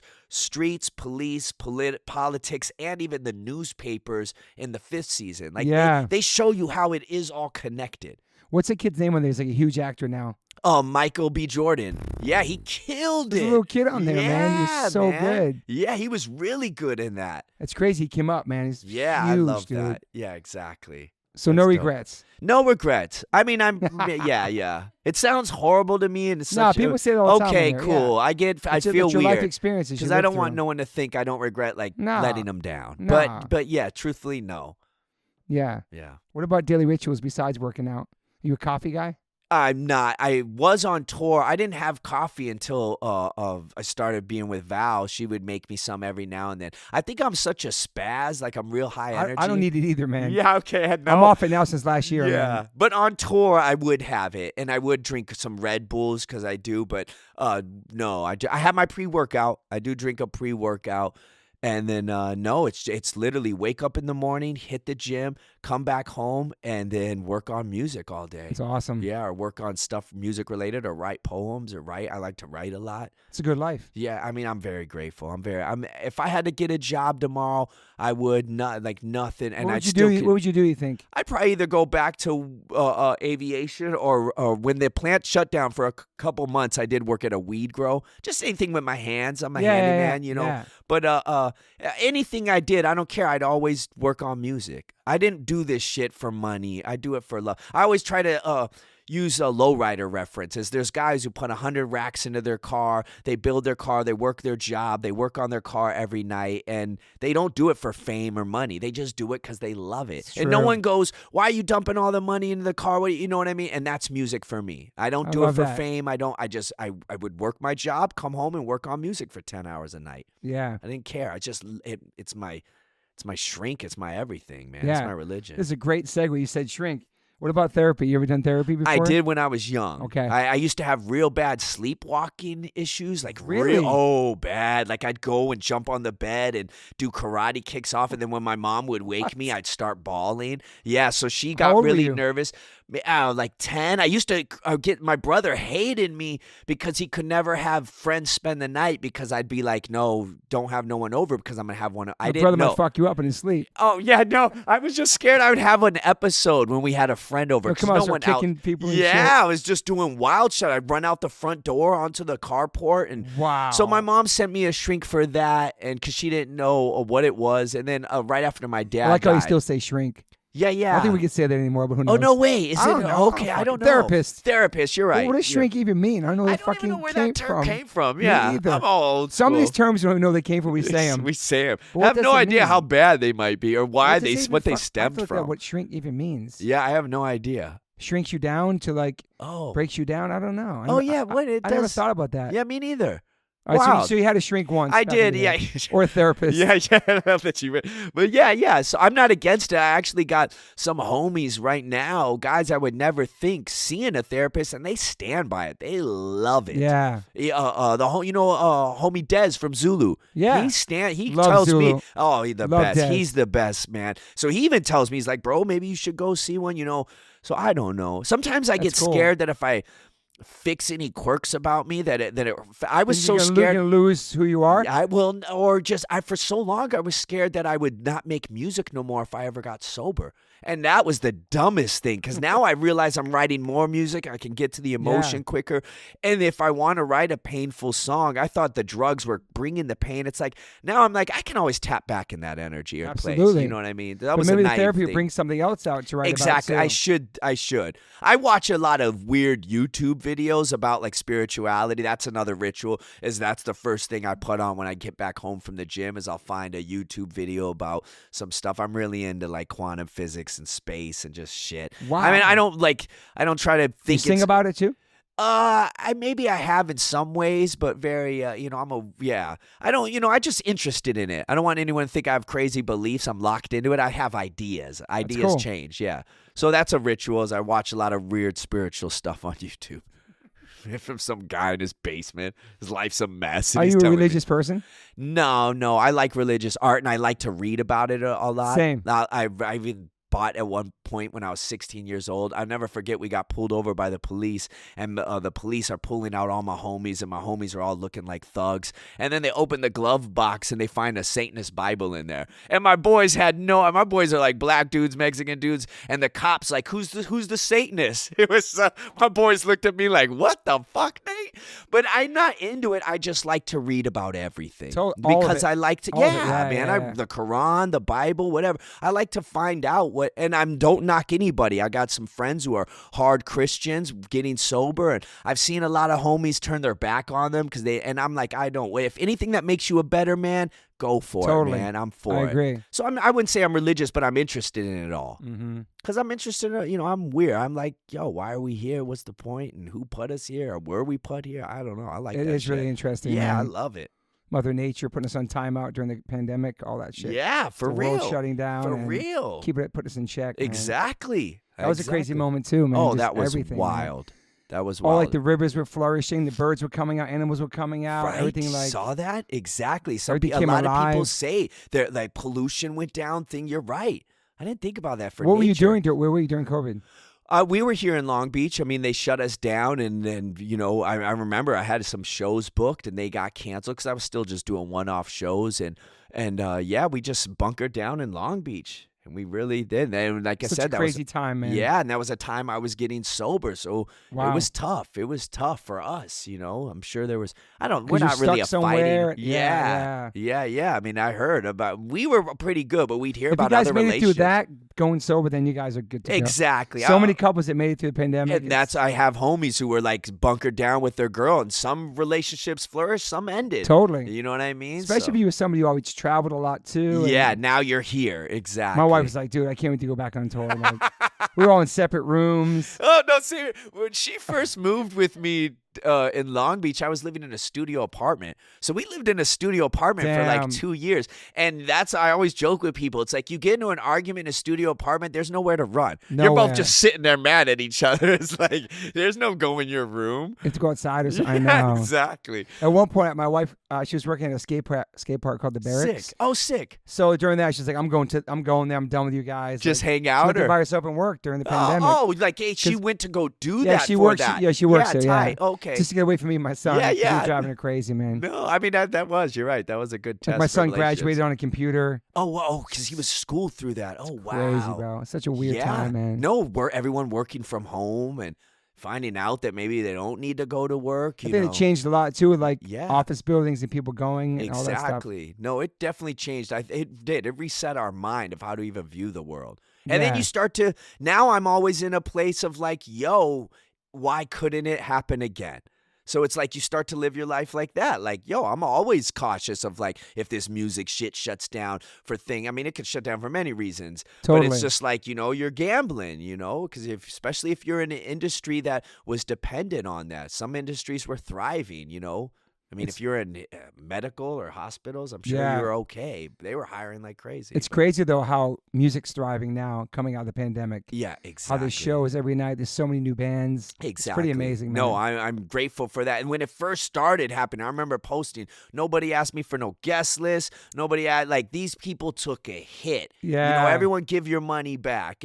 But yeah, I think these kids who grew up in a digital world, we see it now. They're all like you see the new cool trend is not wireless. They want wires again. And I saw that. Yeah, and it's me and Val just try to always study culture, and it's like you're seeing these kids. They want tangible things now. These kids didn't grow up. They only grew up with the internet. They don't know what it's like to buy a record and open a sleeve up. So I think they're interested in it and they want to. I mean, I sell pretty good on like I keep my streams ain't the best, but when I put out a record, we sell out, and I'm very grateful. I think people want to hold things, and if you present it in a way, put a zine to it or art, and these kids are interested in that. Yeah, they want to hold something, read something. Because they didn't grow up to that. Their whole life's everything's been in a box, like in your phone or on a computer. Whereas I remember opening up inserts and reading lyrics. Absolutely, finding about other bands through those. Exactly. What T-shirt the guy's wearing. I'll never forget buying a Jay-Z. I forget what album it was, but literally in the parking lot of the Warehouse Music, I pop in the tape and I'm opening the sleeve. And in his intro, he goes,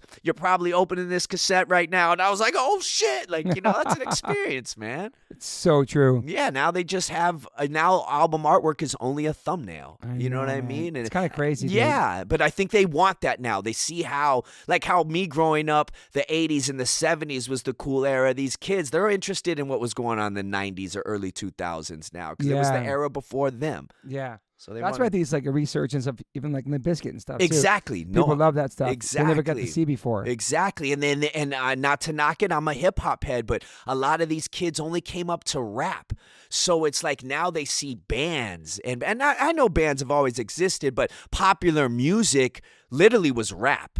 Pop music, rap became pop music. I mean, it was the only thing on the radio for a while. It's still one of the biggest genres for sure. Exactly. So I think that's why kids are like picking up instruments now. For a while, everyone wanted to be a rapper. Now I'm seeing high school kids start bands again. A few years ago, I don't think that was the biggest thing. Everyone wanted to rap. Or make beats. But now they're picking up instruments and they want to see bands and 5 guys in unison creating this harmony. And yeah, I love it. It's cool. I love it. How much time do you spend on social media? Probably a little too much. I definitely. You check your hours on there ever? No, I don't. I should, but I probably don't want to. It sucks. I do. Yeah, and I don't like. I'm the person. I am a little bit of an attention whore narcissist, so I get it. At least I can admit it. I'm the one person who goes, I know this isn't real, but yes, I post a lot. Like I don't take it seriously. I don't look into it, but I do have fun doing it. Yeah. So, but I am also the person who knows, okay, this isn't real and it's bullshit. But, I got some friends who hate promoting their music online, and I don't knock them for that. It's a necessary evil, man. I'm like that. I'm like, yo, we've got to. It's the new age, a new era, and and in some ways, it's like any tool. A hammer can hurt you or can help you. Learn to use it in the way that is only that. Maybe make your post and then get off of it. Because it does. Sometimes I won't front. I'm human. You creates a little envy or you're seeing everywhere. I get it. Sometimes it can make you feel shitty. It's weird, man. Yeah. It could get pretty dark on that. Yeah, for real. So I try to make my post and get out. Are you checking DMs and answering people? I am, and I try. I was that guy. I see people like Tizo Touchdown who talks to his fans for 48 hours, and I want to be that guy sometimes where I'll open a DM and thank somebody, and I'm so grateful and so appreciative. But then other times I'm like, I should have never opened that DM because now I'm getting sent just every day. And God bless you, anybody. I'm not knocking you, but I don't need all your memes. Like I get memes sent to me from strangers, and I'm like, bro, I don't know if we're cool like that, but all right, that's funny. So now I try, I really gauge it. I gauge it. And now, because I haven't been opening so many, I have so many DMs that I haven't cleared out. So if you ever DM me and I haven't got to you, I'm sorry. It's just crazy. You know what I mean? Some way if I restory somebody storing me, then now they have access. Now they can shoot a DM without being an accepted. I didn't know that. Yeah, because you restored them, so now you open that gate. So some cats I've let in, man. I've let in. God bless you. What about like a negative comment? Does it bother you? It used to, and I think it still does, but not as much. Because we're human. Yeah, I'm sensitive. I'm a sensitive guy, and that's the reason I see some artists hate it. Like, oh, I got to create content now to sell my music. Me, I can't listen to my music in front of you. Like, I can't. But when guys at my job found out I did music, they'd make a joke and put it on the plane, and I'd be like, bro, I'll take you to HR right now. That shit's so awkward. I can't do it. So me, I'm the guy, whereas when I see other artists clown the internet, I'm like, thank God for the internet, because it's the one place I can put up my music and then just put it away. Yeah. I can show you that I do this and I don't. But now you're right, they can leave a negative comment, but that's why N8NOFACE came about. Is I loaded my music on MySpace without ever telling anyone it was me, because I didn't want people to know. I was so scared and shy. So I like the internet for that reason, as I can put it up. Maybe not social media, but Bandcamp, or I could say, hey, I got an album out, and then get away from it.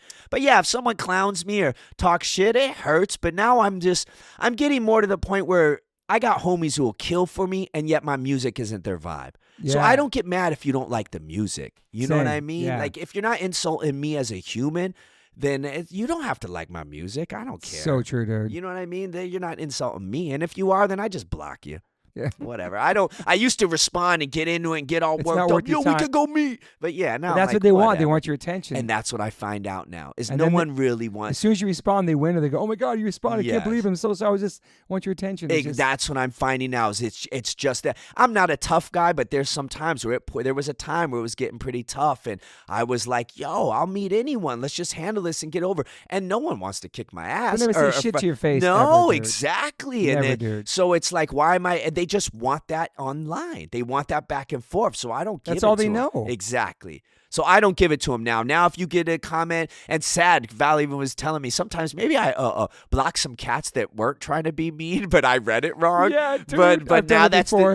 that's my thing. Is if I think you're being negative on my page, even about maybe I post something about limp and someone says something about limp, yo, I ain't gonna let that live on my page. I like these motherfuckers. So If they comment and diss one of your friends, I hate that. I hate that. erase it, So yeah. I delete it, and like I a don't message know. board. Yeah, exactly. Like I have enough followers right now where I can gauge it. I can't imagine people with millions. You probably don't even Cannot- see it. can't Like I don't imagine know. that shit, Yeah, bro. exactly. So right now I can monitor. If I catch you talking shit about anything or just being negative on my page, you're blocked. I won't Yeah. have. There's enough room for negativity. It won't Blocking live on my feels page. pretty good though. I love it. I love I it. love too, it. dude. And then you know what's so weird now? Now I'm such a nut that I'll block someone and then I get a new follower where it's 0 posts and they're brand new. And that's my new rule. If you try to follow me and I catch you and you have no posts and I block you. Yeah. Like this to me is a participation thing. You got to be working social media for you to follow me. If you're a fan and you don't post or nothing, just go enjoy my Spotify. Yeah. But if you're going to be on social media with me, I need to see you're posting. I need to see you're active on here. I know. Because otherwise, I just think you're a weirdo following me. Like, I don't know. You know what's crazy? The other day, my Instagram's been kind of like stagnant for a couple months. And so I went into the followers, and there's a thing that says potential spam. Yes. It was like 5,000. And Crazy. I deleted it, dude, and my numbers went down. I don't give a fuck. Yeah. But now my shit's moving faster. No There's all way. these spams and bots following me. So And that's what I'm I told a bunch realizing. of my friends about it, and some of my friends are like, I can't do that right now. I can't lose followers because I'm trying to promote Oh, this you thing I'm want to doing. look. Yeah. But I'm like, yo, this shit's slowing down your account. Like all these weird spams and Yeah, spots. that bot it's shit's interesting. weird. No, and I seen a meme recently come out where it showed a bot farm, and then they even said it showed the kids working the bot farms. There's hundreds of phones on this. What? It was weird, and the point of the meme was showing be careful who you're arguing with and spending that energy with because you're probably arguing to a non-existent person. So true. You know what I mean? A lot of that political shit, it was just comments on bots. It's a bot saying, "Oh, this post is racist," and it's a computer saying, Bro, this. that's crazy, It's weird. man. So why are you even going to argue with this cat? And he It's ain't such a even waste of real- time, man. Yeah, man. I don't. And our time is so precious, man. That's what I'm at now. That's my biggest thing. Is I'm more about time and what I want to do with it in this stage of my life. I feel like time's going by so fast. I feel like this year went by so fucking fast. I feel like dude. it's only going to feel faster. It's crazy Yeah, how yeah. fast it's going. Is it just, do you think the whole world sees how fast it's going? Or is I it don't know. I 'cause we're feel older, other we people. see it? I don't You're fucking- right. I don't know, but I definitely feel it's going crazy, faster. dude. Yeah. I mean, even a month or once the year starts, then you're like, It's yo, going to be only- fucking Halloween soon, bro. Exactly. And then Christmas this already. year's over. One of my main last questions is optimist or pessimist, but I can tell the Oh, I'm answer. an optimist. Yeah. I'm always, man, I've had You got so a good, much you got a and good lost. positive energy, man. I'm like, yeah, that's what I tell. That's why I was always like that on the limp tour. I'm like, yo, on a bad day, I can't have a bad day. I'm so grateful for shit. And I know how it can be. I know how hard and how bad life can get for some cats and lose it all, or people doing 20 years or life. And it's like, man, I got nothing to complain about. I'm sure I do, but I ain't going to do it. It's a pretty positive cat. Yeah. Always, I think. And you've always believed in yourself, too. Even when you were doing meth, I think, all that shit, you never give up on your shit. No, on I mean, music. I did it. Someone asked me, how's it feel to be living your dream? And I'm like, well, of course it was a dream to some point, but the dream was just to being able to do this. Like I said, if I had to get a job tomorrow, I don't stop making music. No. I don't ever stop this. I'll be 80 and maybe the frequency will change. Maybe I'm picking up a banjo and singing outlaw country, but I'm going to always create.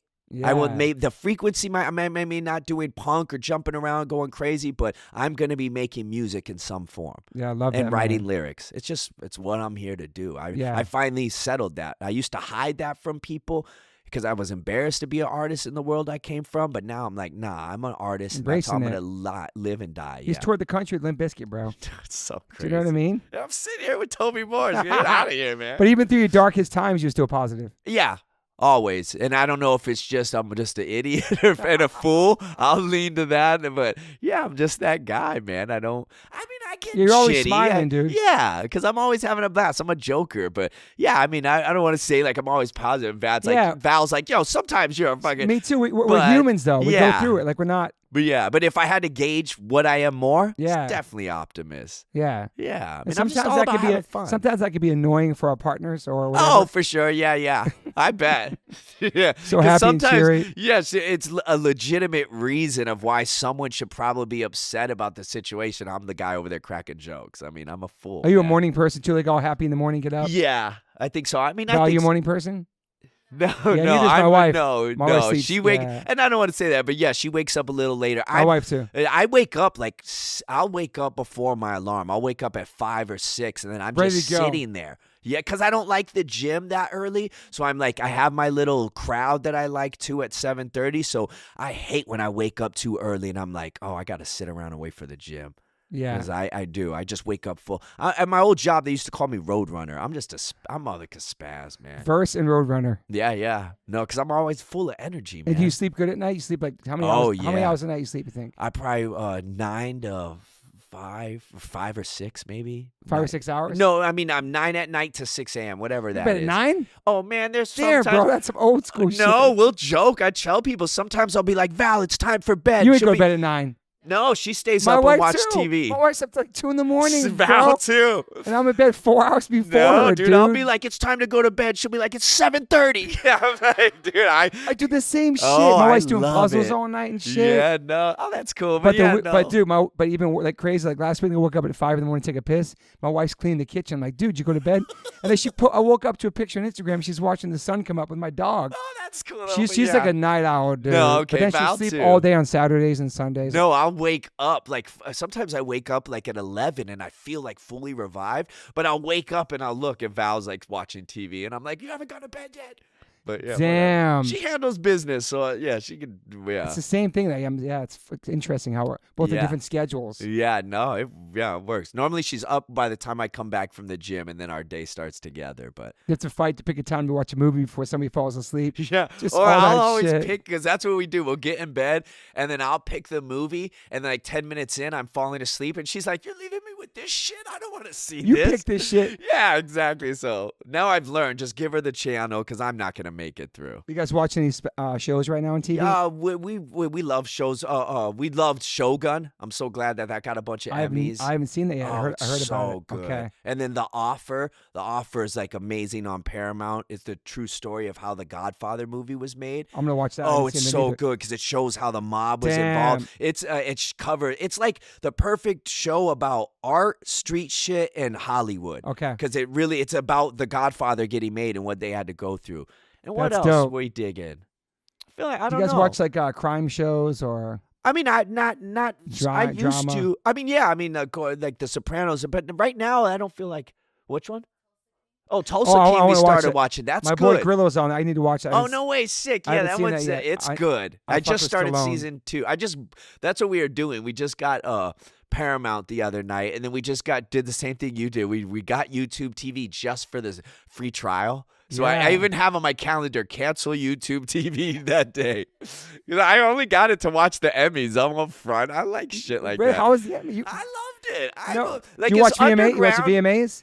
I did not, and I'm mad because I didn't know it was coming I on. saw the Eminem performance. Looks Oh, sick. sick. Yeah, how he brought it was the old school. Yeah, because he did that once before. We brought out all the Slim Shadys, Yeah. and then I heard this one, he brought them out, but they all look older. Yeah. And that's hard. So Nate NoFace is watching the Emmys. And I don't I love it, like dude. people all think, oh, the underground and you're the anti guy. Because I am like, but I am who I am. I'll watch the Oscars. I I fuck love with that. I don't want to say I love the disgusting machine or the capitalist part of, but I love the music industry. I love everybody's going into this trying to create, trying to make movies, trying to make art, trying to make whatever you think about it. So I just love the entire monster Is of the it Emmys all. movies or TV? TV. But it'll be movies that are on TV. You watch The Bear?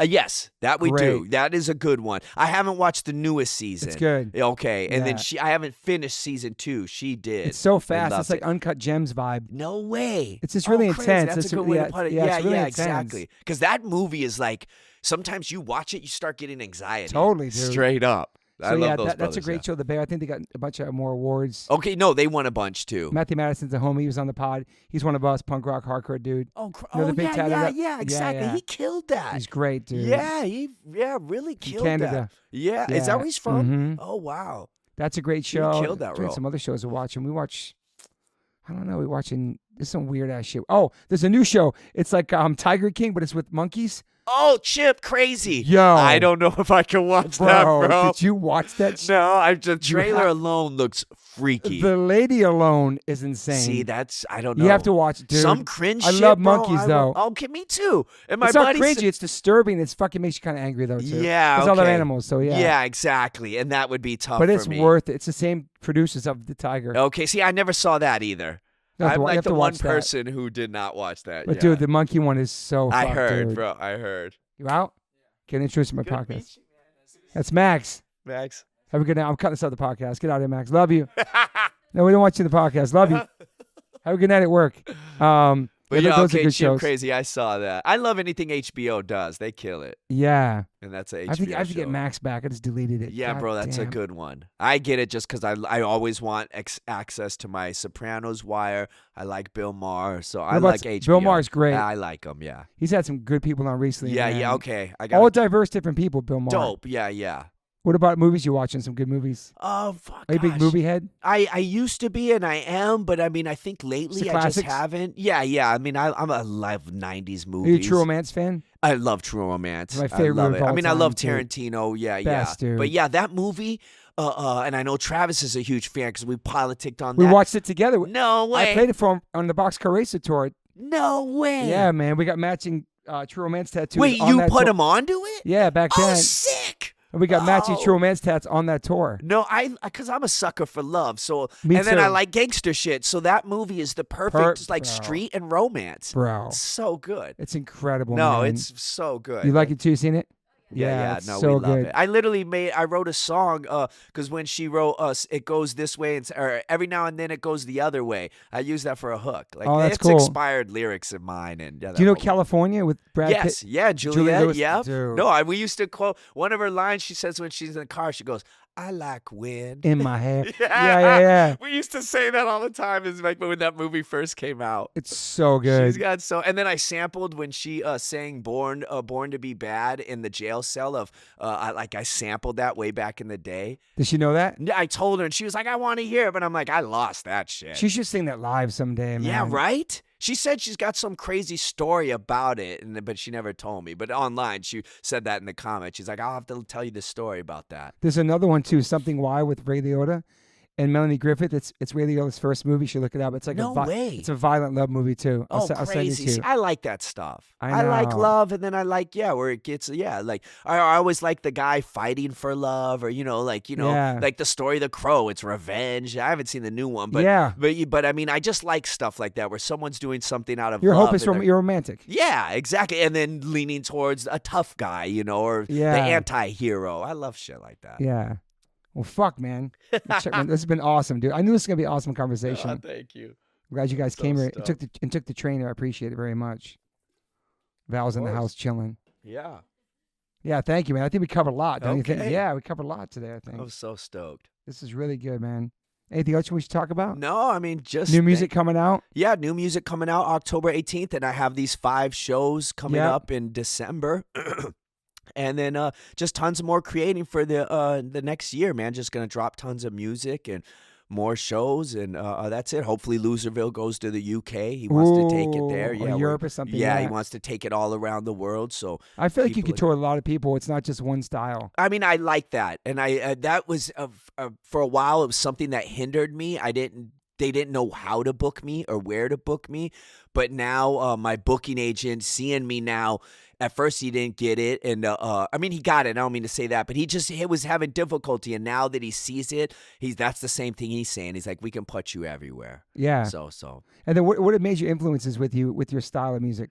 I mean, gosh, I'd go anywhere from hip hop to Totally. punk. Like Screamers is a band that does the sound. And then my thing was always I wanted to do a genre of music, synth punk, but then have it rap lyrics. And, I'll get that sometimes. I'll write my lyrics down and people will go, damn, I didn't know you were saying that because you were screaming it. But those are bars. I'm always trying, even though I'm screaming it, I come from hip hop, I'm trying to outbar cats. I at least want to make it like, yo, he's spitting.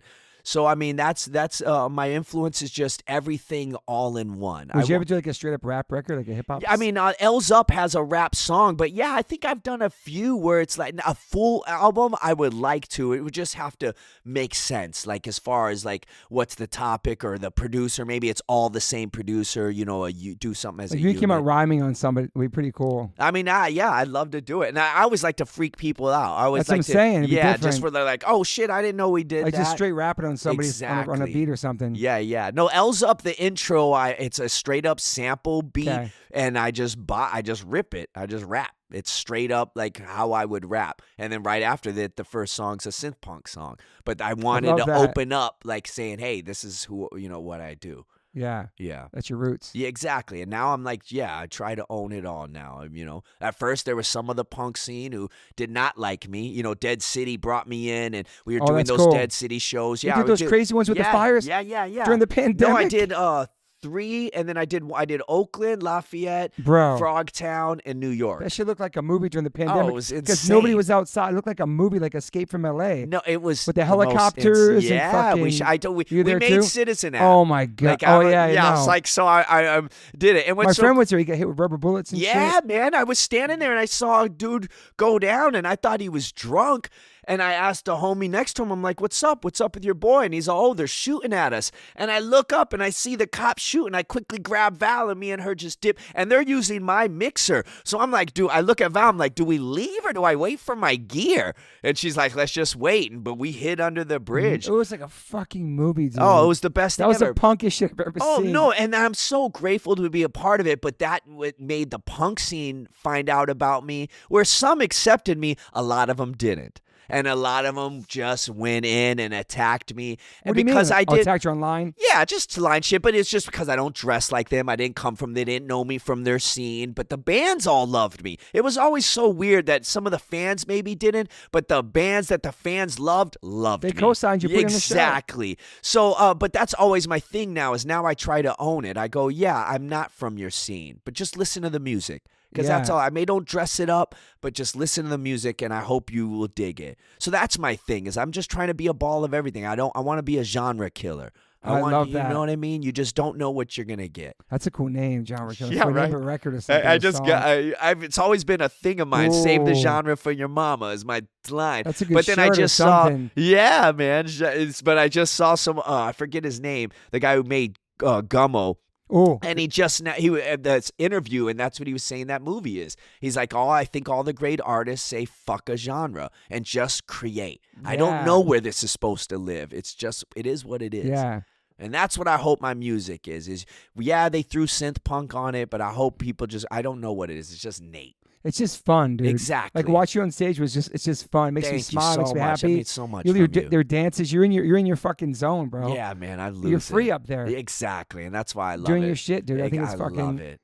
I love it. I think I love creating more than live, but I love both of them just as much, I guess. Yeah. Yeah, but I love the studio. So I feel like anything could happen with you the next year or so. Oh, thank you. Anything's I'm just saying, it's like kind of sky's the limit with like who you play with, who you tour with. Yeah, I mean, thank you. I mean, I'm so excited, and yeah. I'd like to see more breakdance moves on stage. Okay, I got you, dude. I'm going to go home and work on my breakdance with you, man. Sick. I've been doing backspins on stage lately during this one part of our song. No way. Yeah. Oh, so hard. Because I used to break in the 80s, yeah. Oh, sick. Yeah, why not? I mean, bring it all back. Put it all in there, dude. Exactly. Why not? And I'm just so grateful that these kids, I mean, we came up, I mean, shit, man, the shows you played, I'm sure you saw insane shit. Yeah, man. Like, as I hear about punk shows or our shows back in the 80s where like, they didn't like you on stage, they let you know, or bottles thrown or fights. But I feel like we're in such an era where these kids are a little more accepting. Hey, if they dig what you're doing, do it. You know what I mean? So, yeah, I love it. Do you have no tattoos? No tattoos, dude. I'm the one Wow. guy. Yeah. I love that. Yeah, I'm the one. Anomaly. Yeah, exactly. I It's love the punk. art. It's more punk. And that's what someone told me. And what's so crazy is Especially like 2024, if you have no tattoos. Fuck it. yeah, and that's why I was like, now I just love the art, and I have real big tattoo artists like show me love and love my music, and have want to do collabs, and I'm so grateful. But then I'm like, yeah, like even Sullen like have embraced me, and it's like I don't come from the tattoo though world. I don't know. I love it. Yeah, I mean, I'm so not great. from punk, not from tattoo world. Yeah, You're just you. You're here though. Yeah, and I'm so for a glad reason. Yeah. finally. That, The no yeah. tats is like the new no tats, like the new tats. I guess. I don't Yeah. know. No, sometimes I'm like, well, I would. What would I get? And then I'm just like, why now? But I don't want to say that because I think someone in my family recently got one like super old. But Oh, really? I don't. Yeah. I think my mom's husband or somebody did. But yeah, I don't know. I love art and I love artists and I love different tat styles. But it just never not on popped your on body. me. Yeah, Yeah. it just never. And I had great friends who were pretty big, and they're like, "Yo, I'll tat you. I want to be the first one to tat you." And so it'd be dope, but it's just, yeah, I don't know why. Yeah. Plus, I'm a wimp. I don't know if it hurts. I love that you're a sensitive soul. Yeah, man. love it. No Same, shame dude. in it. No shame in it. Yeah. So people can find you on Instagram. Yeah, Instagram, N8NOFACE. Just You have a website too? NateNoface.la. And yeah, Instagram and TikTok is the only two things You're I'm on TikTok? Yeah, I am on TikTok. Damn, I've never been on there yet. Yeah, man. it's I heard Fred it's loves crazy. it the most. He loves it He better. kills it. Yeah, he likes the spontaneity of it, and I thought like Instagram is a little more planned out. TikTok, you could just film you doing anything, post it. Who cares? He has cool characters we talked about earlier. Yeah, he's the pool best. guy on here. Yeah, He's got it's some so other dope. rap guy or something. He's got a bunch He's the best. so he's man. on there. Shit, Yeah, okay. yeah. No, he even told me, he's like, yeah, I like it better. So that My son likes it too. It's pretty wild over yeah, there. exactly. And I mean, you can find everything on there. Like so. Are you on yeah. those reels too now? No. Me either. Yeah. Instagram okay. reels. Oh yeah, no, I'm Whatever not. it's called. Yeah, the thread. Threads, my bad. Yeah. Threads. Thread, and then I'm not on Twitter. Me either. It's too much Yeah, stuff. That's man. what I mean. Facebook. No, I Neither. was years ago, Neither. but now I think I had one just for the business account of Instagram. But plus, I'm like, oh, dog. It's too My much, manager was like, yo, you got to work your TikTok Connect it all more. together, put it Yeah, and together. I'm just like, bro, I only got enough energy for one. Like, that's it, man. You can have one that connects to everything. That's cool Yeah, too. make but- a post and it goes everywhere. And that's what my TikTok is. I don't mean to shit on it, but it's some stuff's on TikTok that isn't on Instagram. But basically, it's the same damn post. Same shit. Yeah, dude. I don't fucking got time. Well, thank you, bro, for being here. Thank you so much. I for really this, appreciate Toby. you, man. This is Thank awesome. You. Thank you, Val, for coming. Thank you. You guys are awesome. Oh, you're the best. Next time we Thank come, you. I'll throw you in the cold plunge after you try. it. Yeah. You never tried before, No, right? I'll do it. I even thought that I was like, if he asked me today, I'm gonna have to wimp out. But I yeah, got the something sauna too, yeah. Yeah, that's so hard. Well, thank you, bro, for being Thank here. I you so appreciate you knowing much. your music and stoked for your future and stuff Thank too. you so much, Toby. Thank course. you. All right, bye, everybody. Peace. Nate, what up? Hey, what up? All right, so we're back in the pod. You were here yesterday at my house. I always sometimes forget. Usually sometimes after the podcast, something will come up, or even before, like, shit, we forgot to talk about. But we have to give Esteban Oreo a big shout out on here, man, because I see he's been part of your journey, and I see him at your shows, and you're doing photos and all that stuff, and he's just a solid human, you know? Oh no, he's such good people, and he's been a huge part of my journey. Like, he took my girlfriend Val under his wing. She was a photographer, and they met at an LA book fair. And just immediately, he saw that she shot lowriders, and he just kind of liked that this girl was in the mix of all this dudes and stuff. He immediately took her zines and just started passing them out to book dealers, people at his booth. Just immediately showed her love, and then so over cool. time of their friendship, he found out that I was her boyfriend, and called me in for a Dickie shoot one day. He's put money in my pocket. Like, he's just helped me in so many ways. Like, she comes to all my shows and shoots me. Like, any photos I have of his out, he'll let me use for any press. Or no, he's helped me out in so many ways. I mean, just being a friend. Like, no, shout out to Stevan Oriel and Joker Brand, man. They've been a huge part of helping me out. Yeah, it's been cool to see you pop up in photos and stuff with him, and Yeah, I saw you rocking the Joker gear. It's cool. No, yeah, it's the illest. Yeah, he knows what such a Soul Assassins fan I am. So, I mean, Bro. and then I didn't know growing up in Tucson that all these magazines that I'm reading, like this is the man shooting these photos, I didn't know because I didn't go that far as to read the photographer, and then it's just crazy that years later, he knows I'm such a hip hop head. And here years later, I'm hanging out with someone who's really documented huge culture of hip hop. Oh, the LA Originals documentary was amazing. Exactly. The Cypress one's great, and yeah, I told you off the pod I got to meet him, and when I was in the Shamrocks and Shenanigans video with House of Pain in New York, he was so dope. Yeah, he was in the video too. It was just cool meeting him and stuff. Like, yeah, man. No, he's the best, man. He helps me out in so many ways, man. Like, yeah, he still wants to shoot a music video for me. We're trying to work on stuff, but yeah, he's done amazing stuff for me. Like, shot these segments of my shows and just made them look so amazing, man. So no, I'm truly grateful for him coming into my life, man. And also we have to give Fred Durst a little more props just for like being a real one. Looking out for up and coming bands, like you said, hit you up on Instagram, just being so connected to the music still. And I feel like I think he's a really humble, awesome human being. I met him over the past 5-10 years, and I came to my house for Christmas. I met him through some other people in the vegan community. And like, yeah, I probably had misjudgments of what I thought about him back in the 90s because I was too hardcore and punk for my own good. But then, and then fast forward now, like he's a friend. We talk all the time.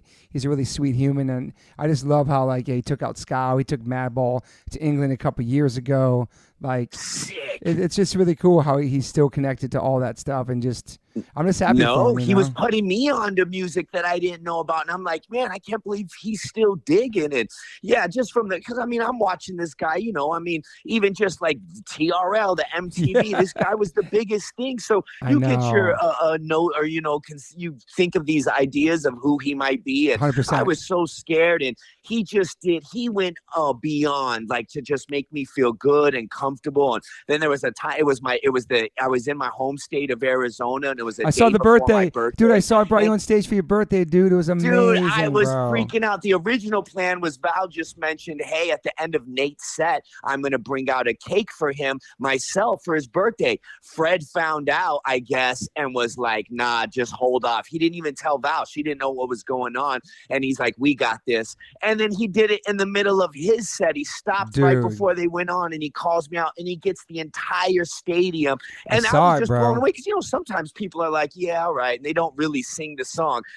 It showed me his power because he got all these people who don't know who I am, even though I'm from Arizona. He got this whole stadium to sing me happy birthday. And it was just, he's one of the most kindest, genuine person who does care about the art. Like he truly cares, from his movie making to his music to he truly is an artist. And I was in awe of him every night, man. Just a good soul. And dude, that was a beautiful moment. I saw it on Instagram, like your birthday. I was like, dude, that's so freaking I just cool. Goosebumps to this, and my mom told me she was crying when she saw it. It's just so bugged out. And just like the longevity of Limp Bizkit, them coming back, putting records out.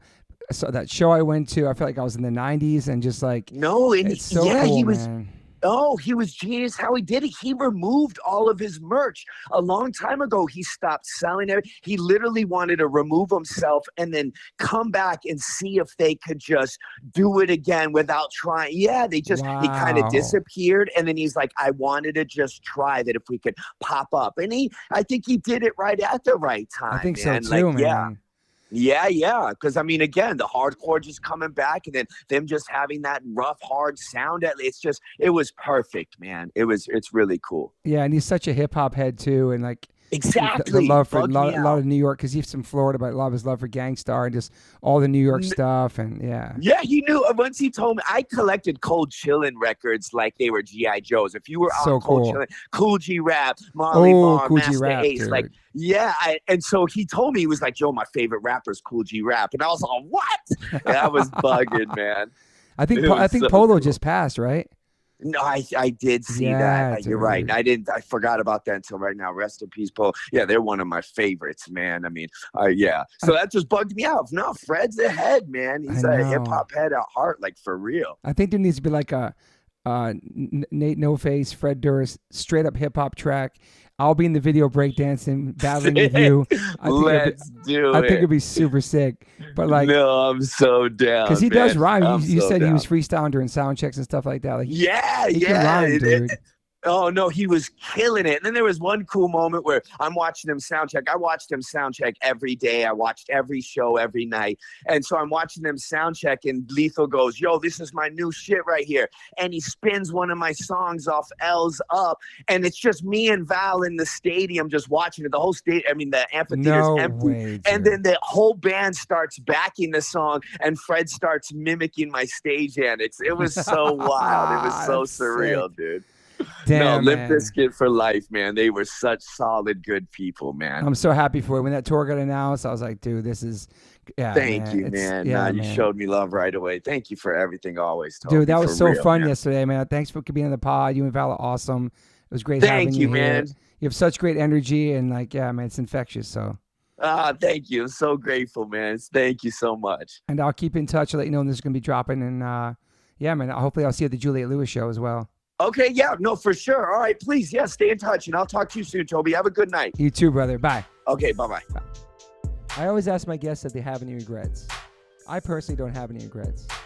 Even when it comes to my tattoos, I have the silliest tattoos. Even my ET on my leg, it's still a childhood memory for me, and I love it.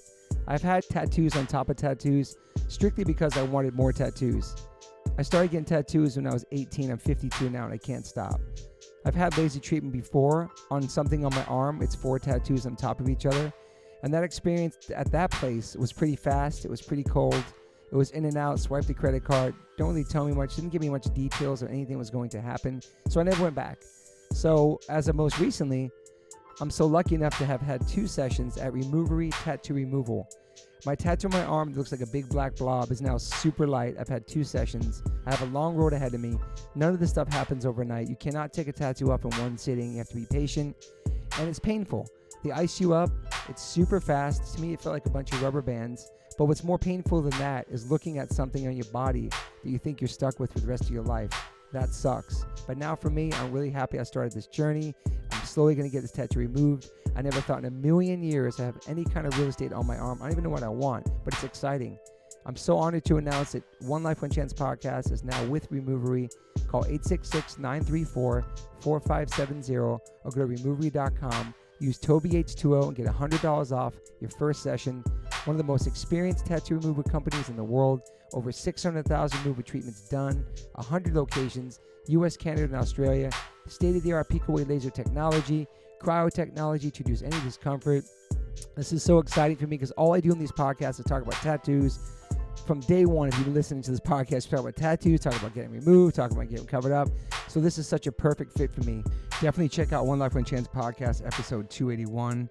I have Carmen Brody, Mike McTurnan, and Dustin Ortle from Removery.